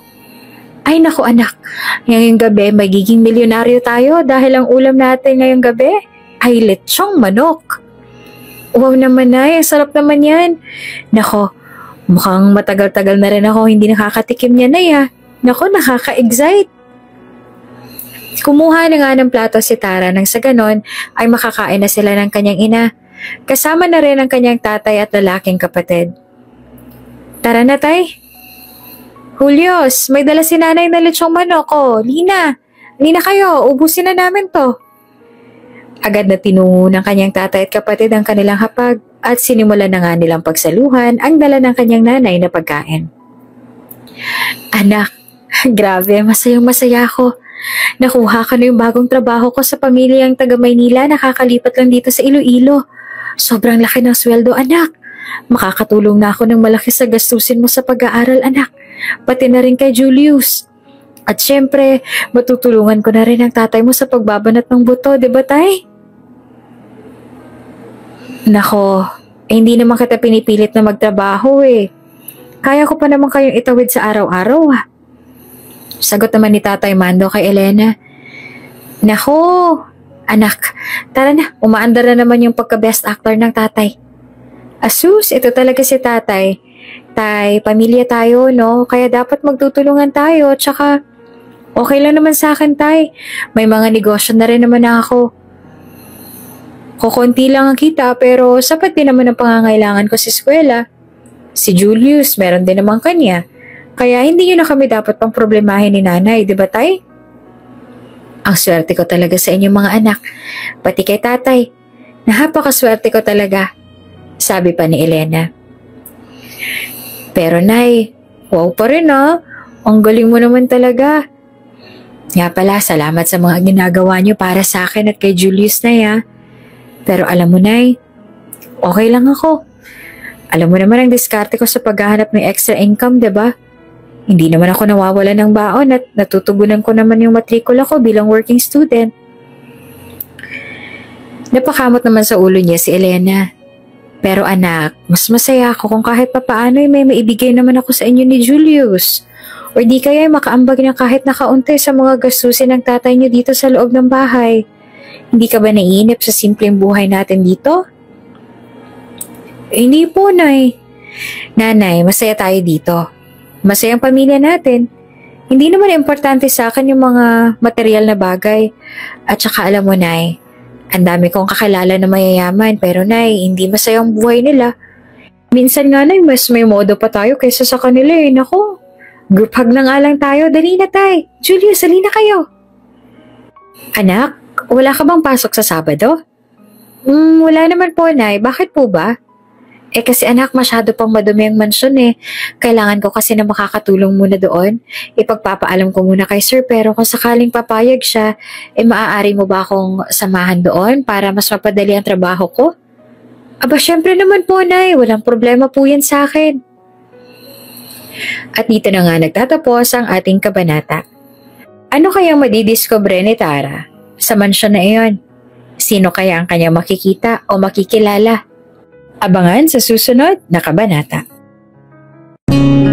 Kung bago ka pa lang sa channel na ito, mga kwento ni Ate Jane, Story Mo, Ikwento Ko, huwag kalimutang pindutin ang notification bell at subscribe button. Barra noticed na sa bawat panahon na nawawala ng kuryente sa gabi, ay merong babaeng laging nakayakap sa kanya. Sa panahon na kayakap ito, ang iniisip niya ay ang mommy niya ang kanyang kayakap. But one time during breakfast, nakita niya ang anak ng kanyang katulong na si Nanay Elena. Kung bago ka pa lang sa channel na ito, mga kwento ni Ate Jane, Story Mo, Ikwento Ko, huwag kalimutang pindutin ang notification bell at subscribe button. Sa mansyon ng boss ni Nanay Elena. Masyado pang maraming alikabok ang sala ng mansyon. Lahat ng mga kortina doon ay nilabhan na muna ng mag-ina at nag-general cleaning ang dalawa doon. Hindi nila gaano ang naramdaman ng pag-ikot ng oras dahil enjoy naman silang dalawa na nagchichikahan habang kinukuskos ang bawat sulok ng mansyon. Napawaw naman si Tara habang tinitingnan ang paligid. Grabe, Nay, ang laki-laki ng bahay nila, no? At ang ganda-ganda pa ng mga gamit. Oo nga, anak. Iba talaga pag mayayaman ng mga tao, no? Pero sa kabila ng lahat ng to, pareho lang din naman tayo nagtatrabaho para sa pamilya natin. Anak, gusto mo ba ng ganitong bahay? Naku, Nay, alam nyo, kahit gustong-gusto ko pa ng ganito kapag may pera ako, tingin ko hindi rin naman ako magpapatayo ng ganito kalaking bahay. Alam mo kung bakit? Bakit nga ba, anak? Kasi nanay, nakakatamad maglinis ano. Mas gusto ko pa rin po na maliit na lang na bahay, Nay. Tsaka alam mo, Nay, hindi naman ako kahit kailan naiinggit sa mga ganito eh. Kasi Hindi naman ako nangangarap ng marangyang buhay. Simple lang naman ang gusto ko, Nay. Masayang pamilya at yung kahit papaano hindi naman gaanong naghihirap sa buhay. 'Di ba? Hapon na nang mapansin ng dalawa ang oras. Nagulantang na lamang silang dalawa nang makita nila ang napakalakas na kidlat na biglang nagbigay liwanag sa takip silim sa paligid. Naku nanay, mag-aalas 6 pala. Naku naman, hindi ko talaga namalayan ang oras. Anak, mukhang masyado na atang malakas ang ulan sa labas ha. Parang hindi pa maganda pag tayo ay nabasa ng ulan. Pwede naman siguro tayong matulog muna dito. Meron namang maid's quarters doon malapit sa kusina. Tawagan mo na lang si Julius at ang tatay ha. Opo, Nay. Wala ka namang pasok bukas, hindi ba? Wala naman po, Inay. Okay lang po, samahan kita dito. Mga ilang oras pa ay nag-prepare na ng hapunan ng mag-ina sa kusina ng mansyon. Habang abala ang dalawa sa kanilang mga trabaho, ay nagulat silang dalawa at napasigaw nang mawala ang kuryente sa mansyon. Ay, nako! Anak, tinamaan ata ng kidlat yung transformer dyan sa harap ng mansyon. May biglang nag-spark dun sa harap Nako, wala pang generator dito, Nay. Meron naman ata anak kaso kung meron man, hindi ko rin naman alam kung saan at hindi ko rin alam kung paano paandarin yun. Nako, sana hindi tatagal tong ganito na yan Nako, sana nga anak. Rinig na rinig ang mga kidlat at kulog habang si Elena at Tara ay nagpe-prepare ng kanilang dinner sa kusina. Napansin naman ni Tara ang kaba ng kanyang nanay. Nanay, okay ka lang? Si Baron kasi, anak, sabi kasi sa akin ni Sir Mike may psychological condition daw ang anak niya. Parang mamamatay daw yun sa dilim. May phobia daw yun anak Nakalimutan ko kung ano ang sabi sa akin ni Sir. Pero basta takot daw siya sa dilim anak. Takot sa madidilim at maliliit na espasyo, ganun. Castro. Basta may tawag talaga sa phobia na yun, ganun anak. Nakalimutan ko lang. Claustrophobia, Nay. Nako, yan naman ang talagang proud ako sa'yo dahil ang dami mo talagang alam anak. Apakatalino mo rin talaga. Bigla namang may narinig na sigaw at kalabog mula sa kabilang kwarto ang dalawa. Nanay, may nangyayari ba? Si Baron yan, anak. Hindi sanay sa madilim yung batang yon. Natatakot sa dilim. Sabi kasi ng daddy niya meron daw yung phobia. Phobia bang tawag dun? Basta ganun, anak. Sobrang natatakot raw yun sa dilim. Baron? Baron ang pangalan ng anak ng amo niyo, Nay? Oo, anak. Bakit ba? Naaalala ni Tara ang kinaiinisang tao sa eskwelahan. Saan ho siya nag-aaral, Nay? Ay, mukhang nasa isang universidad kayo, anak. Rinig ko sa daddy niya na hindi pa nakakaranas yan ng mga aral-aral sa mga ganyang klaseng eskwelahan dahil simula elementary daw ay naka-homeschooling si Baron. Naku, kawawa nga anak ko no? May pera at lahat pero wala yan kahit isang kaibigan. Hindi nga ako kinakausap niyan kasi takot yung makipaghalubilo. Ay nako, sabi ng daddy niya, hayaan na lang daw yan pag nang ganyan kasi tatahan lang naman daw yan. Tara became really curious sa kung ano at kung sinong Baron pa ang anak ng amo ng nanay Elena niya. Rinig ni Tara ang walang hupang sigaw ni Baron mula sa kanyang kwarto. Animoy merong nagaganap doon sa kwarto na karumal-dumal kung makasigaw. Mommy! Mommy! Naging sobrang curious nga ni Tara sa nangyayari kay Baron, kaya marahan niyang inakyat ito at bahagyang sinilip ang kanyang kwarto. Naaninag naman ni Tara ang kinauupuan ng binata dahil may kaunting sinag naman ng ilaw mula sa solar light na nasa labas ng kanyang kwarto. Gulong-gulo ang isip ni Tara kung bakit ganoon na lamang ang takot ng binata sa dilim. Hindi naman gaano madilim ang kanyang kwarto dahil nga may liwanag naman na galing sa solar lights na nakasinde sa labas ng kanyang kwarto. Tanging mommy lang naririnig ni Tara habang nakasilip ito sa kwarto ng binata. Mukhang pagod na sa kakaiyak at sigaw ang binata at rinig ni Tara ang mga hikbi nito. Dahan-dahan namang pumasok si Tara sa kwarto ng binata. Pagkapasok ay nagulat na lamang ito nang biglang hinila ng binata ang kanyang kamay at niyakap siya nito. Habang nakayakap ay patuloy pa rin ang pag-iyak ni Baron. Mommy, is this you? Gustong pumalag ni Tara ngunit awang-awa siya sa binata nang patuloy niya pa rin naririnig ang mga tahimik na iyak nito.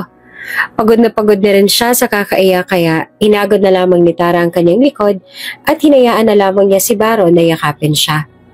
After a while, inihiga na ni Tara si Baron nang sa ganon ay makapagpahinga na ito. Patuloy pa rin niyakap ni Tara ang kawawang binata. Hindi nagtagal ay nakatulog na rin si Baron at bigla na lamang sumindi ang ilaw. Bumungad kay Tara ang malaanghel na mukha ni Baron. OMG! Siya nga yung walang hiyang lalaki sa school. Bulong niya sa sarili. Naku, kaya pala siya weirdo kasi ganito palang pinagdaanan niya. Pero in fairness, ang gwapo nitong lalaking to Ang kinis-kinis naman ito. Nako, daig pa ako sa kakinisan parang walang pores. As she was talking to herself ay tumatakbo naman ang imahinasyon niya patungkol sa mga bibig ni Baron. Tila natakam ito sa mga labi ni Baron. Napapaisip siya kung ano kaya ang feeling ng mahalikan ng mapupulang labi nito. Naku. Sandali. Tara, ano ka ba? Bumaba ka na nga kung ano-anong pumapasok sa ulo mo. Erase. Hoy, Tara, saan ka ba galing? Nay, ano ka ba? Ba't bigla ka na lang ba sumusulpot? Tanong pa ni Tara sa kanyang inay. Kanina pa kita hinahanap kasi pwede na tayong umuwi. Tumila ng ulan. Umuwi na lang tayo at marami pa namang masasakang pa uwi doon sa atin ngayon. Ano Nay? Doon sa taas, sinilip ko kasi curious ako kung anong ginagawa niya. Baka mamaya sinasaktan niya yung sarili niya. Anong naubutan mo doon? Wala naman Nay, umiiyak lang siya doon, tsaka ano po? Bakit ka ngayon tumatawa? Naku, may naalala lang ako Nay. Ikaw talaga. Tara, uwi na tayo Nay. Naku, parang alam ko na yung tinatawa mo, Neneng Tara. Ano naman po Nay? Crush mo si Baron Hala, si Nanay. Chismis ka dyan Nay, hindi no? Ay nako, pagkagwapong bata kaya nun. Gwapo nga po. Kinikilig na sagot naman ni Tara. Yan na nga bang sinasabi ko Pahindi-hindi ka pa kanina, asus. Gwapo naman kasi talaga yung si Baron anak. Kaya lang, maaga kasing nawala ang nanay niya kaya siguro ganun ang pag-uugali niya dahil maaga rin siyang nawala ng ina. Simula nung instance na yon ay nag-iba na ang tingin ni Tara kay Baron. She started to be compassionate kay Baron. Mas naiintindihan niya na ito at naaawa na ito sa kanya ng lubos. Simula doon ng panahong iyon ay lagi nang sinasamahan ni Tara ang kanyang nanay Elena sa mansyon at sa bawat punta niya roon ay palagi niyang sinisilip si Baron. It went on that way for a couple of months hanggang sa muling nawala ng kuryente ang mansyon. Muling umakyat si Tara sa kwarto ni Baron para siguraduhin magiging okay ito at mapapawi ang kanyang takot sa dilim. Baron noticed na sa bawat panahon na nawawala ang kuryente sa gabi ay merong babaeng laging nakayakap sa kanya. Sa panahong nakayakap ito, ang iniisip niya ay ang mommy niya ang kanyang kayakap. But one time during breakfast ay nakita ni Baron ang anak ng kanilang katulong na si Nanay Elena. Hindi niya nakita ang mukha nito dahil nakita niya ito nakatalikod sa kanya. Palabas siya noon sa CR at tila bagong ligo dahil nakatawa lamang ito. He was curious about the girl. Pero dahil ayaw pa nga ni Baron na muling ma-trigger ang kanyang fear, ay minabuti niya na lang na hindi na lamang magtanong kay Manang Elena. And he let the moment pass. Muling nag-brown out. At muli na namang andyan ang misteryosang babae na yumayakap sa kanya. This time, Baron is already aware na hindi nga iyon ang mommy niya. The fragrance was different and the figure was a little slimmer. Yung bumanggang hinaharap ng babae na kayakap sa kanya gave him a different kind of feeling. It was a sense of arousal. Baron felt incredibly safe whenever this woman hugs her. Kaya ng gabing yun ay tinangka ni Baron na halikan ng babae. Hindi na nakapalag pa ang babae at gumanti na rin ito sa napakatamis na halik ni Baron. The night went on at tila nabura sa utak ni Baron ng takot sa dilim ng mga oras na yun. They made love passionately. Pareho silang dalawa na walang karanasan sa pakikipagtalik, kaya pareho nilang finigure out ang lahat nung gabing yun. After that night ay hindi na mapigilan ni Baron ang kanyang longing to see the very girl who keeps his sanity intact whenever nagtitrigger ang kanyang mga phobias. Pagka umaga ay inantay na lang talaga ni Baron na muling bumalik ang ilaw. Hindi siya natulog because he wanted to know kung sino itong babaeng nagsisecure sa kanya when everything else is uncertain. Tamang-tama naman nakatulog si Tara ng mga oras na yon after they made love. Just when the electricity was back ay natutulog pa rin si Tara. Baron was wide awake at nakangiting nakatitig kay Tara. Hinahagod pa ni Baron ang buhok ni Tara sa kanyang mukha. Muli na mahinalikan ni Baron si Tara at nagising na ito. Uy! Nagtakip ito ng sarili. It's okay. You don't need to worry. Wala namang kaso si nanay. Baron, alis na muna ako ha. Baka hinahanap na kasi ako ni nanay. Hindi na napigilan pa ni Baron si Tara. At tuloy na nga ito sa pag-alis niya sa kanyang kwarto dahil baka nga hinahanap na siya ng nanay. Muling tumambay si Baron sa kantin waiting for Francis to be in the area dahil may gusto itong kwento tungkol sa babaeng naka one night stand niya.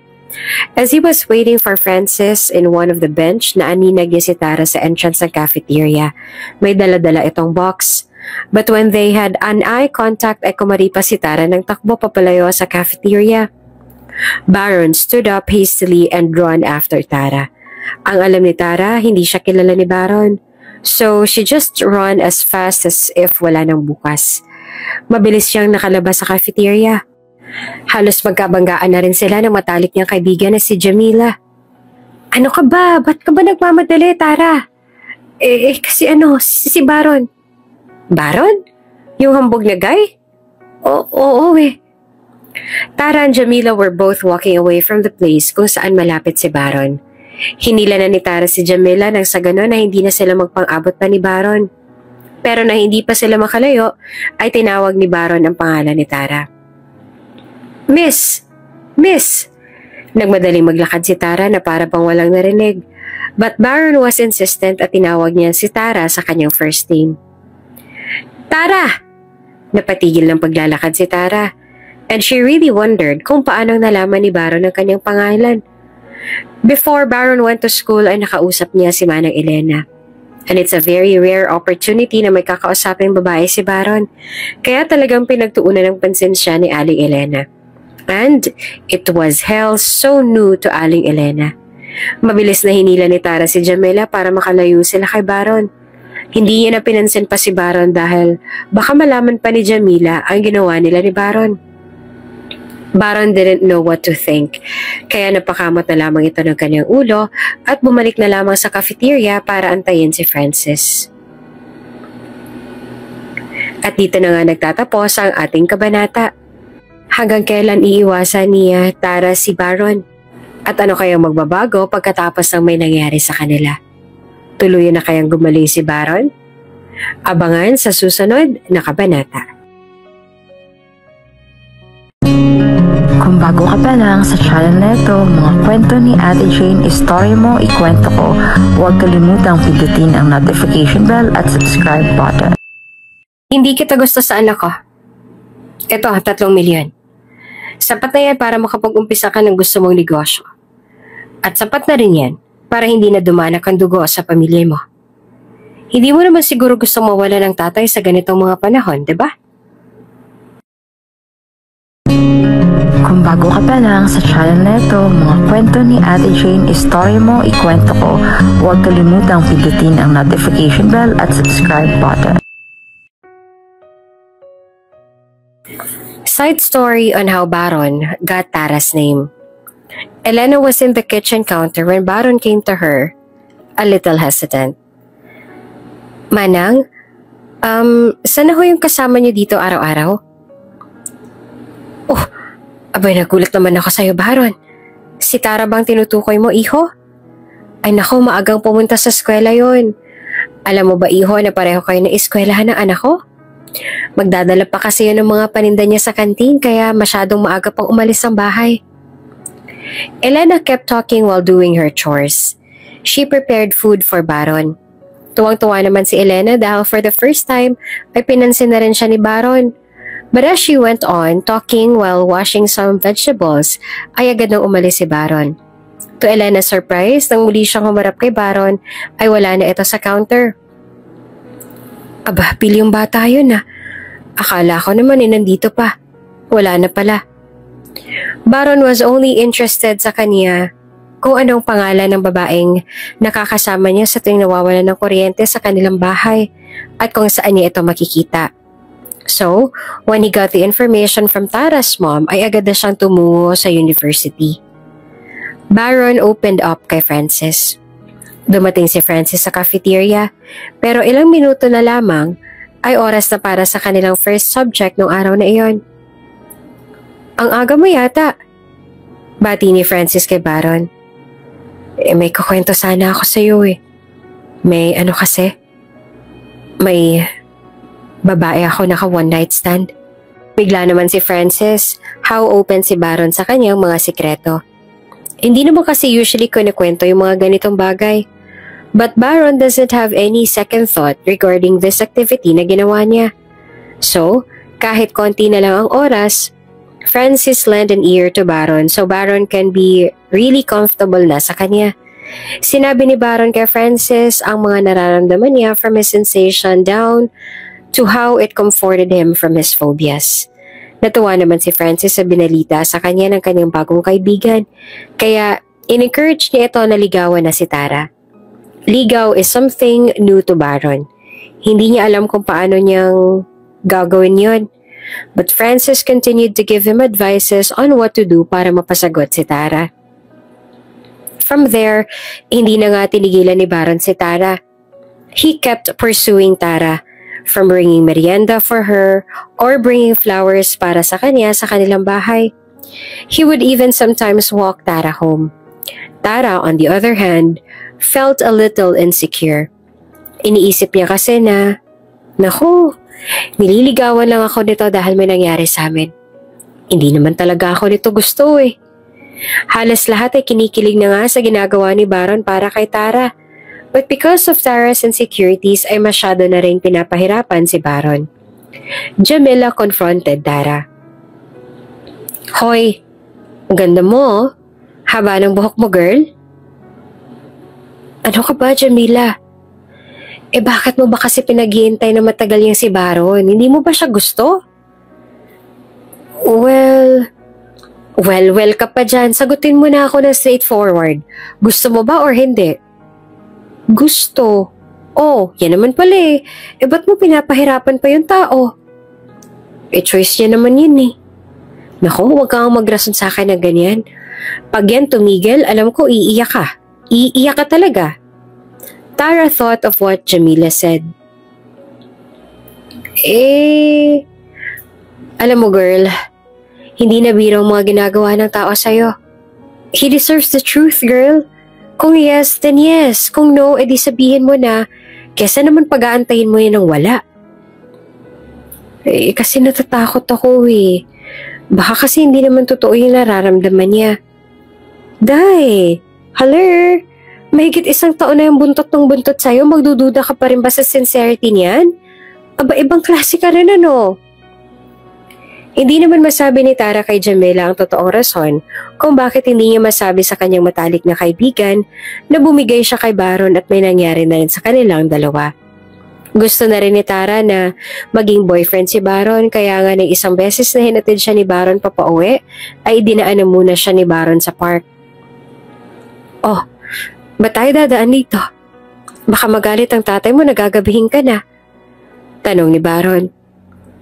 Sandali lang, sasabihin lang sana ako sa'yo. Ha? Ano ba yun? Umupo ka muna dito sa tabi ko. Nang maupo na si Baron sa kanyang tabi ay dumikit pa ito kay Baron hanggang sa wala nang space in between them. Baron, I love you. Agad niyang hinawakan ang kamay ni Baron at inilak ang kanyang mga daliri sa daliri nito. Talaga? Oo, tayo na. Girlfriend mo na ako. Wow! Yes! Tayo na talaga? Pwede ko na hawakan ang kamay mo palagi? Oo naman. Tara, salamat. Alam mo, ngayon ko lang naramdaman ng ganito. Sobrang saya ko talaga. Ikaw lang ang naging tulay para mawala yung phobia ko. Tara, mahal na mahal kita. Sobrang mahal kita. Wow, sobra talaga? Oo, sobrang mahal. Huwag mo na akong iiwan, ha? Grabe naman to, kakasagot ko nga lang sa'yo, ganyan na kaagad ang iniisip mo. Nako, baka nga ako pang iwan mo eh. Nako, hindi naman ako ganyan eh. I will love you for the rest of my life, Tara. Mamahalin kita, Tara ko. After that really romantic moment ay pinakilala agad ni Tara si Baron sa kanyang pamilya bilang boyfriend niya. Labis na natuwa naman ang kanyang kamag-anak kay Baron. Kahit pa nga ang Nanay Elena ay natuwa rin sa estado ng relasyon nila ni Baron dahil nakita naman ni Nanay Elena kung paano niyang niligawan ng anak niyang si Tara. Lahat ng kapamilya ni Tara ay naging sobrang saya para sa kanilang relasyon. Lumipas ang panahon at pinagtibay na rin ang relasyon nilang dalawa ni Baron. Ngunit hindi pa rin nasasabi ni Baron sa kanyang daddy Mike ang relasyon nila ni Tara. Naging sobrang abala kasi si Mike sa mga negosyo niya kaya hindi na rin sila gaanong nakakausap ni Baron. Nung malapit na nga ang graduation ni na Baron at Tara, ay nagka-camping at nag-outing na rin sila na silang dalawa lang hanggang sa muling naulit ang nangyari sa kanilang dalawa.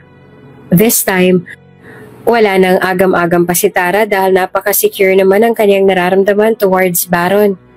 Confident din silang dalawa na sila na talaga hanggang sa huli. Naging frequent na nga ang kanilang intimate time together hanggang sa minsan ay nagagawa na rin nila mga bagay na iyon sa bahay ni na Baron. Minsan nga ay doon na rin natutulog si Tara sa kanila dahil wala naman palagi ang daddy ni Baron. Lagi itong out of town. Seldom lang ko umuwi. One time, inumaga na rin sina Tara at Baron. They were so tired dahil halos pag-graduate na nga sila ng mga panahong yon. Nagpa-practice na lamang sila para sa kanilang graduation at sa paglabas si Tara sa kwarto ni Baron ay nagkasalubong sila ng daddy ni Baron. During that time ay marahang inayos ni Tara ang kanyang basang buhok dahil nag-shower na rin ito mula sa kwarto ni Baron. Uy, who are you? Rinig ni Baron ang boses ng daddy niya, kaya agad itong tumakbo palabas ng kanyang kwarto.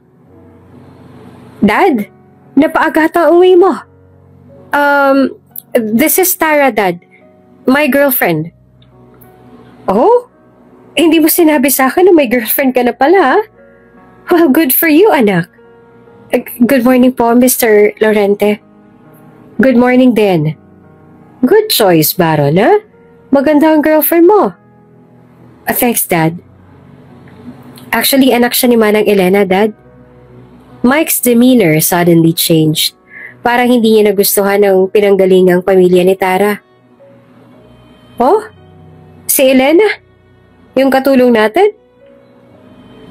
Dad, kasama natin dito sa bahay? Oo nga, katulong. Anyway, iwan ko na muna kayo dito. Pagod ako. I'll be in my room at magpapahinga ako. Opo, Dad. Uuwi na rin si Tara. On their way papunta sa gate, Tara wondered, Love, parang hindi ako bet ng daddy mo, no? Nako, yan ka na naman sa mga insecurities mo, love, ha? Mamaya, aawayin mo na naman ako ng dahil dyan. Love, diba? Narinig mo naman ang sinabi niya kanina. Good choice nga raw ikaw, diba? Ikaw talaga kung ano-ano na lang pinapasok mo sa utak mo. Hindi. Kasi kanina, diba, nung sinabi mo na anak ako ni Nanay Elena, parang nag-iba yung timpla ng mood niya. Naku, pagod lang yon, love. Tsaka, kahit hindi ka pa niya gusto, hindi naman magmamatter yun sa akin eh. Dahil choice ko naman ang magmamatter. Hindi naman sa kanya. Tara felt comforted sa mga sinabi ni Baron. She knew full well na mahal siya ni Baron. Dahil in their almost 3 years in relationship, hindi ito nakitaan mo lang ni Tara na lumapit sa ibang babae or nag-attempt na makipag-usap sa ibang babae. Kaya, buong-buo ang trust niya ni Tara sa kanya. In the dining table with Mike and Baron, seldom do their dining table become a warmly lit dining area. Bukod kasi sa palaging wala si Mike, kapag nauwi naman ito ay panay kain ito sa labas. Baron and his father Mike sit across each other. The table adorned with Filipino dishes. Sa isang matahimik na hapunan, nag-uusap ang mag-ama tungkol sa isang bagay na mabigat sa puso ni Mike. Ang relasyon ni Baron kay Tara. Nasa isip ni Mike ang mga pangamba at agam-agam sa kinabukasan ng kanyang anak. Their conversation started na masaya at mukhang magiliw naman. Alam mo anak, medyo napapagod na rin ako ng in and out ng bansa. Parang gusto ko nang i-turn over sa yung negosyo. Pwede naman po pa. Pero may gusto rin po sana akong pasukin na negosyo. Mike listened intentionally sa mga desires ni Baron. Habang unti-unti namang umiinit ang pag-uusap, muli nabuksan ni Mike ang tungkol sa kanila ni Tara.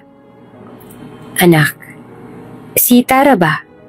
Kamusta naman ang pamilya nila? Okay na okay ho, Dad. Actually, palagi ho akong bumibisita dun sa kanila. Welcome na welcome nga ho ako dun eh. Well, syempre kasi katulong natin ang kanyang ina.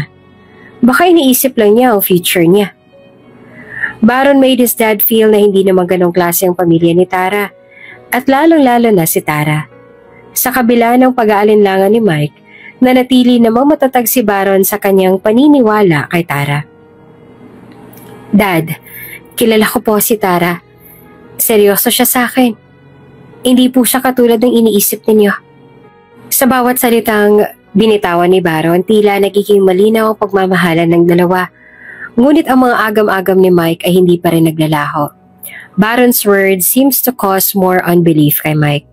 Para sa kanya, napaka too good to be true ng pagmamahal ni Tara sa kanya. Mike just let Baron be dahil mukhang hindi yan naman mababago ang pag-iisip nito dahil sobrang in love na nga ito kay Tara. Over the time ay nasa bahay si Mike ay masyado siyang nagkukos ng pagtatalo ng mga agam-agam ni Mike towards Tara. Isa lang ang gusto ni Mike. Mike doesn't want Tara for Baron. Despite their misunderstanding, Baron continues to honor his dad by going to their gun store. Hindi naman alam ni Mike na ang kanilang pagninegosyo ay puno ng panganib at mapaninlang na oportunidad. Tingnan mo to, Baron. Ang laki na ng kita ng mga bagong armas na to. Dad, hindi ba delikado yung mga ganyang usapan? May mga patakaran tayo At saka bawal to sa batas, Dad, right? Baron wanted to keep his etiquette and dignity clean kaya ininsist niya sa daddy niya na tigilan ang ginagawa nilang lahat na hindi marangal at may mga consequences. Malaking factor ang pagiging mag-boyfriend-girlfriend ni Baron at Tara. Baron was exposed sa mga malalaking clean businesses kahit pa hindi gaanong malaki ang kita dahil yan ang ina-exemplify ng pamilya ni Tara sa kanya. Anak, negosyo ito. Kailangan nating dumiskate para maging malakas sa merkado. Pero Dad, yung mga permit, hindi ba't fake yan? Sa bawat paliwanag ni Mike, tila mas lumalayo ang agwat ng kanilang mga paniniwala at pag-unawa. Anak, alam mo ba kung ano magiging epekto nito sa negosyo natin? Maaapektuhan ang kita natin. Anak, halos 80% ang gains natin from each unit kung ganito ang kalakaran. Abat sobrang lugi naman tayo kung susunod tayo sa kurakot nating batas. Dad, kung ganito lang din naman ka-illegal ang negosyo mo, ayoko na pong gawin yan. At ayaw din ni Tara ang mga ganyang gawain. Mike got even more irritated sa sinabi ni Baron. His relationship with Tara seemed to distance their relationship bilang mag-ama. Nag-iba na ang values ni Baron dahil kay Tara at ayaw ni Mike ng ganon. He doesn't want to risk his business. Importante para sa kanya ang pera at willing siyang gawin na kahit na ano para maipagpatuloy lang ang kanyang negosyo. Marami na ring tao ang involved rito at hindi na rin niya basta-bastang maisasara ang negosyo. Nangako naman siya sa kanyang mga kasosyo na ipagpapatuloy ng anak niya ang kanilang negosyo at hindi siya papayag na dahil lamang kay Tara ay aayaw ang kanyang anak. Kaya, minabuting kausapin ni Mike si Tara dahil hindi niya matitinag ang desisyon ng kanyang anak na si Baron. Mike called Tara in the coffee shop. Good afternoon, Iha. Tara arrived with her box of goodies na binibenta sa school. Nag-aantay na lamang ng graduation ceremony si Tara noong panahon na yon, pero pinagpapatuloy niya pa rin ang pagbebenta ng kung ano-ano dahil nakasanayan niya na nga ito. Good afternoon po, Sir Mike. Have a seat. Ano ba yung dala-dala mo? Eto po ba? Nagbebenta po kasi ako ng mga cookies at kung ano-ano lang sa school namin para may pambaon po ako sa school. Oh? Bakit? Tila nang iinsulto pa ang boses ni Mike. Hindi ba kayo kayang pag-aralin ng nanay mo? Hindi naman ho. Actually, sapat naman ho ang kinikita niya sa inyo. Kaya lang po, gusto ko rin po na makatulong kay nanay at kay tatay. Imbes na problemahin pa nila yung baon ko, idadagdag na lang namin sa pang-grocery po. Okay, so I'll go straight ahead, Iha. Ayaw kita para sa anak ko. Tara was shocked sa sinabi ng daddy ni Baron. You are not good enough for my son. Galing ka sa isang mababang klase ng pamilya. At ayokong hut-hutan mo lang siya pagdating sa dulo. Hindi naman po ako ganon. At hindi naman po ganyan ang rason ko kung bakit ko po sinagot si Baron. Mahal ko po ang anak niyo, Sir Mike. Alam mo, Iha? Ito, 3 milyon. Sapat na yan para makapag-umpisa ka ng gusto mong negosyo. At sapat na rin yan para hindi na dumanak ang dugo sa pamilya ninyo. Hindi mo naman siguro gusto na mawala ng tatay sa ganitong mga panahon, diba? I will leave the check dito sa table. Take it and stop running after my son. Mas mainam kung hindi ka na magpapakita sa kanya. Dahil sa oras na malaman kong magpapakita ka pa sa kanya, and you insist on that bullshit love, makikita mo kung sino binabangga mo. So go, leave, and bring that piece of money. Pakisabi na nga rin pala sa nanay mo na wag nang babalik sa bahay. That's easier for you to move on. Tara has no choice but to leave at kalimutan na nga lang talaga si Baron. Iyak nang iyak si Tara. She was mad sa tatay ni Baron that she even told her nanay Elena na halimaw umano ang pamilya ni Baron. Elena has indeed a pure heart dahil hindi niya na sinabayan pa ang galit na nadarama ng kanyang anak na si Tara. Anak, huwag ka na magtatanim ng galit sa mga taong maitim ang budhi. Ipadarama din ang may kapalang nararapat para sa kanila. May mga bagay talaga na kahit gaano pa natin ipaglaban, ay mismong panahon na ang gagawa ng paraan na tumigil ka na. Alam kong mahal ka ni Baron, anak. Pero hindi na kailangan pang dumanak ang dugo, anak. Kung magiging kayo ni Baron, walang makakahadlang kahit pa ang daddy niya. Baron looked for Tara dahil bigla na lamang itong nawala na parang bula. Hindi na ito nagpakita pa kay Baron at hindi na rin sumasagot sa mga tawag. Nang pinuntahan ni Baron ang kanilang bahay ay wala na rin sila doon. Tara and her family moved from the city to the countryside para mas madaling makalimot. Baron felt so devastated dahil muli na naman siyang iniwan ng babaeng pinakamamahal niya. Baron's phobia were gone, ngunit as his coping mechanism ay naging playboy ito. He would date any woman na magustuhan niya and would make love with them kahit hindi niya naman ito mahal. Wala na siyang sineryoso after Tara. And he continued his dad's business kahit alam niyang hindi ito maganda. After 3 months, Tara found out that she was pregnant. Anak nila ni Baron ang kanyang pinagbubuntis. At kahit masakit ang kanyang kalooban, ay pinagpatuloy ni Tara ang kanyang pagbubuntis. At hindi naman siya nagkaroon ng problema sa kanyang pamilya. Dahil tinulungan din nila si Tara hanggang sa nakapanganak ito. The baby was a girl. And she named her Trisha. Yun ang tanging alaala niya mula kay Baron. Tara became a really hands-on mom kay Trisha. On their bedtime stories, Tara would show Trisha yung mga pictures nila ng dad niya. Kaya over time talagang tumatak sa isipan ni Trisha ang mukha ng kanyang daddy Baron. There was no bitter try about Baron. It was all filled with love kaya imbis na mainis ang bata kay Baron, she had a really deep longing to meet and experience his dad. About 3 years old na si Tara ay nagkaroon naman ng opportunity si Tara to go to Manila for a seminar. Dahil nasa province sila ng Iloilo, she has to go to the city para makalipad patungo Maynila. Dala-dala niya si Trisha ng mga panahong yon. This was Trisha's first time to ride a plane. Masyadong excited ang bata at sa loob ng airport ay lakad ito naglakad. She would run at pabalik-balik sa kinatatayuan ng kanyang mommy Tara.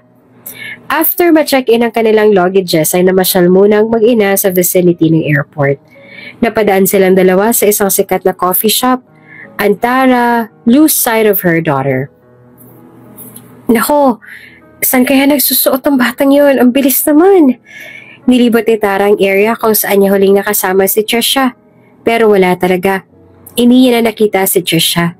She went back sa harap ng coffee shop and saw Trisha na kinukulit ang isang lalaki na katalikod inside the coffee shop. Tara rushed inside the coffee shop and to her surprise, after 4 long years, muli silang nakita ni Baron. It was Baron. Kahit pa nagbagong mukha nito, built na at medyo matured na, but she knew full well it was Baron. Excuse me po, Trisha, anak. Gulat na gulat si Tara na makita si Baron having a coffee date. Nakaakbay ang napaka-sexing babae sa kanya. Hinublot ni Tara ang kamay ni Trisha at inaya na itong umalis. Trish, anak, let's go. Mommy, I don't want. I just want to stay here beside Daddy. Namukhaan ni Baron si Tara. He knew she was Tara, pero nagpretend na lamang ito na hindi niya kilala si Tara. Wala akong anak, baby. I'm not your dad, okay? Baron was a little awkward. No! You are my dad. I saw you and Mommy's pictures. Kinakwento ka pa nga niya sa akin palagi before we go to bed eh. She said, you love her and she loves you so much. Natigilan naman si Baron sa kanyang narinig. He was sure na hindi nagsisinungaling ang bata. At may konti namang kurot sa dibdib niya when she saw the baby crying. Baron thought he has forgotten Tara. Pero iba na ang nararamdaman niya nang muli niya makita si Tara. May kung anong spark ang muling sumibol sa kanyang puso. Gusto niya manglabanan ito ngunit hindi niya na magawang kontrolin ang kanyang nararamdaman. Mas lalo pang lumalim ang kanyang desire looking onto the eyes of Trisha. You're my dad, right? You're my dad. I'm sorry, Baron. Trisha might have mistaken you. Agad na kinuha ni Tara si Trisha at kinarga ito. Umalis kagad si Tara sa harap ni Baron at ang kanyang kadate. Tara walked fast away from the coffee shop at hindi na siya lumingon pa. But before they reached the waiting area doon sa may boarding room, someone from the back grabbed her arm. It was Baron. Baron's face was looking so concerned. Tell me the truth, Tara. Were you pregnant when you left? Baron, it's all in the past. Kalimutan na natin ang lahat. Answer me for once, Tara. Hinarap ni Tara si Baron na may luhang tumutulo mula sa kanyang mga mata. Yes, Baron. I was pregnant when I left. I was pregnant and I had no choice but to raise this baby alone. Naglakad muli si Tara, trying to flee away from Baron dahil ayaw niya nang maalala pa ang masalimuot na pangyayari tungkol sa kanilang dalawa. Tara! Tara, talk to me, please! Hindi na lumingon si Tara and headed on to boarding the plane. Nahirapang makasunod si Baron dahil hindi rin siya pinapasok pa ng security guard sa airport. Tara was successful in her pursuit na umiwas kay Baron. Nakapasok na siya ng airplane at hindi na nga nakasunod pa si Baron sa kanila. Pero iba na talaga nagagawa ng influence at power. Baron knew the vice president ng airport management kaya tinawagan niya ito and insisted on getting inside the plane. And of course, nakapasok nga ito. Our flight PR 776345 will be delayed for a couple of minutes due to technical issues. Tara was feeling so secured inside the plane dahil naiwasan na nga niya si Baron. But she was wrong. An echo irritated the passengers' ears. Baron's voice was all over the plane. Tara, please talk to me and let's settle this down. Your plane will not have a permit to fly if you won't talk to me, so please come out of the plane and let's talk. The people inside the plane started to murmur. Nagrarant na yung iba dahil may mga connecting flights pa sila. Nahiya naman na si Tara kaya tumayo na lamang siya at lumabas ng mismong eroplano dala-dala ang kanyang baby girl na si Trisha. Sinalubong naman ni Baron si Tara sa labas ng mismong plane. Tara. Nakatayo lang si Tara ng tahimik, bitbit ang anak at tumutulo ng luha. Tara, please tell me the truth. Matagal kitang hinanap, Tara. Sobrang tagal kitang hinanap. Pumunta ako kung saan-saan. Pinahanap kita. Maawa ka naman sa akin, no? Please, tell me. Alam mo kung married ka na, hindi ko naguguluhin ang married life mo. Pero kung hindi, Tara, ikaw at ikaw pa rin ang mahal ko. Alam mo yan. Alam na alam mo yan. Tara broke into tears dahil wala ding ibang laman ng puso niya kundi si Baron. There were guys in their office na nanligaw sa kanya pero hindi siya binigyan ng pansin ng mga yon dahil tanging si Baron lamang ang laman ng kanyang puso at isipan. Right then and there, naalala ni Tara ang sinabi ng kanyang nanay Elena. Kung kayo talaga para sa isa't isa, tadhana na mismo gagawa ng paraan para kayo muli magkita. Mommy, stop crying na. Daddy is here already. Kinuha ni Baron si Trisha at binigay naman ito kaagad ni Tara sa kanya. Kaya nga baby, Mommy's crying na. Maybe because I missed you, Daddy. Mommy always tell me that she miss you and she loves you so much even if you're far away. Really? Mommy told you all of that? Yes, Daddy. Every night when I go to sleep. Oh, so you don't have any other daddy over there? No, Daddy. Only Lolo and Lola. And Tito and Tita too. Nakatingin si Baron ngayon kay Tara. Baron reached for Tara's shoulder at inilapit ito sa kanyang dibdib hanggang sa mayakap niya na ito ng mahigpit. Tara, please. Just be true to what you feel. If only you can see what my heart really wants. I want you back, my love.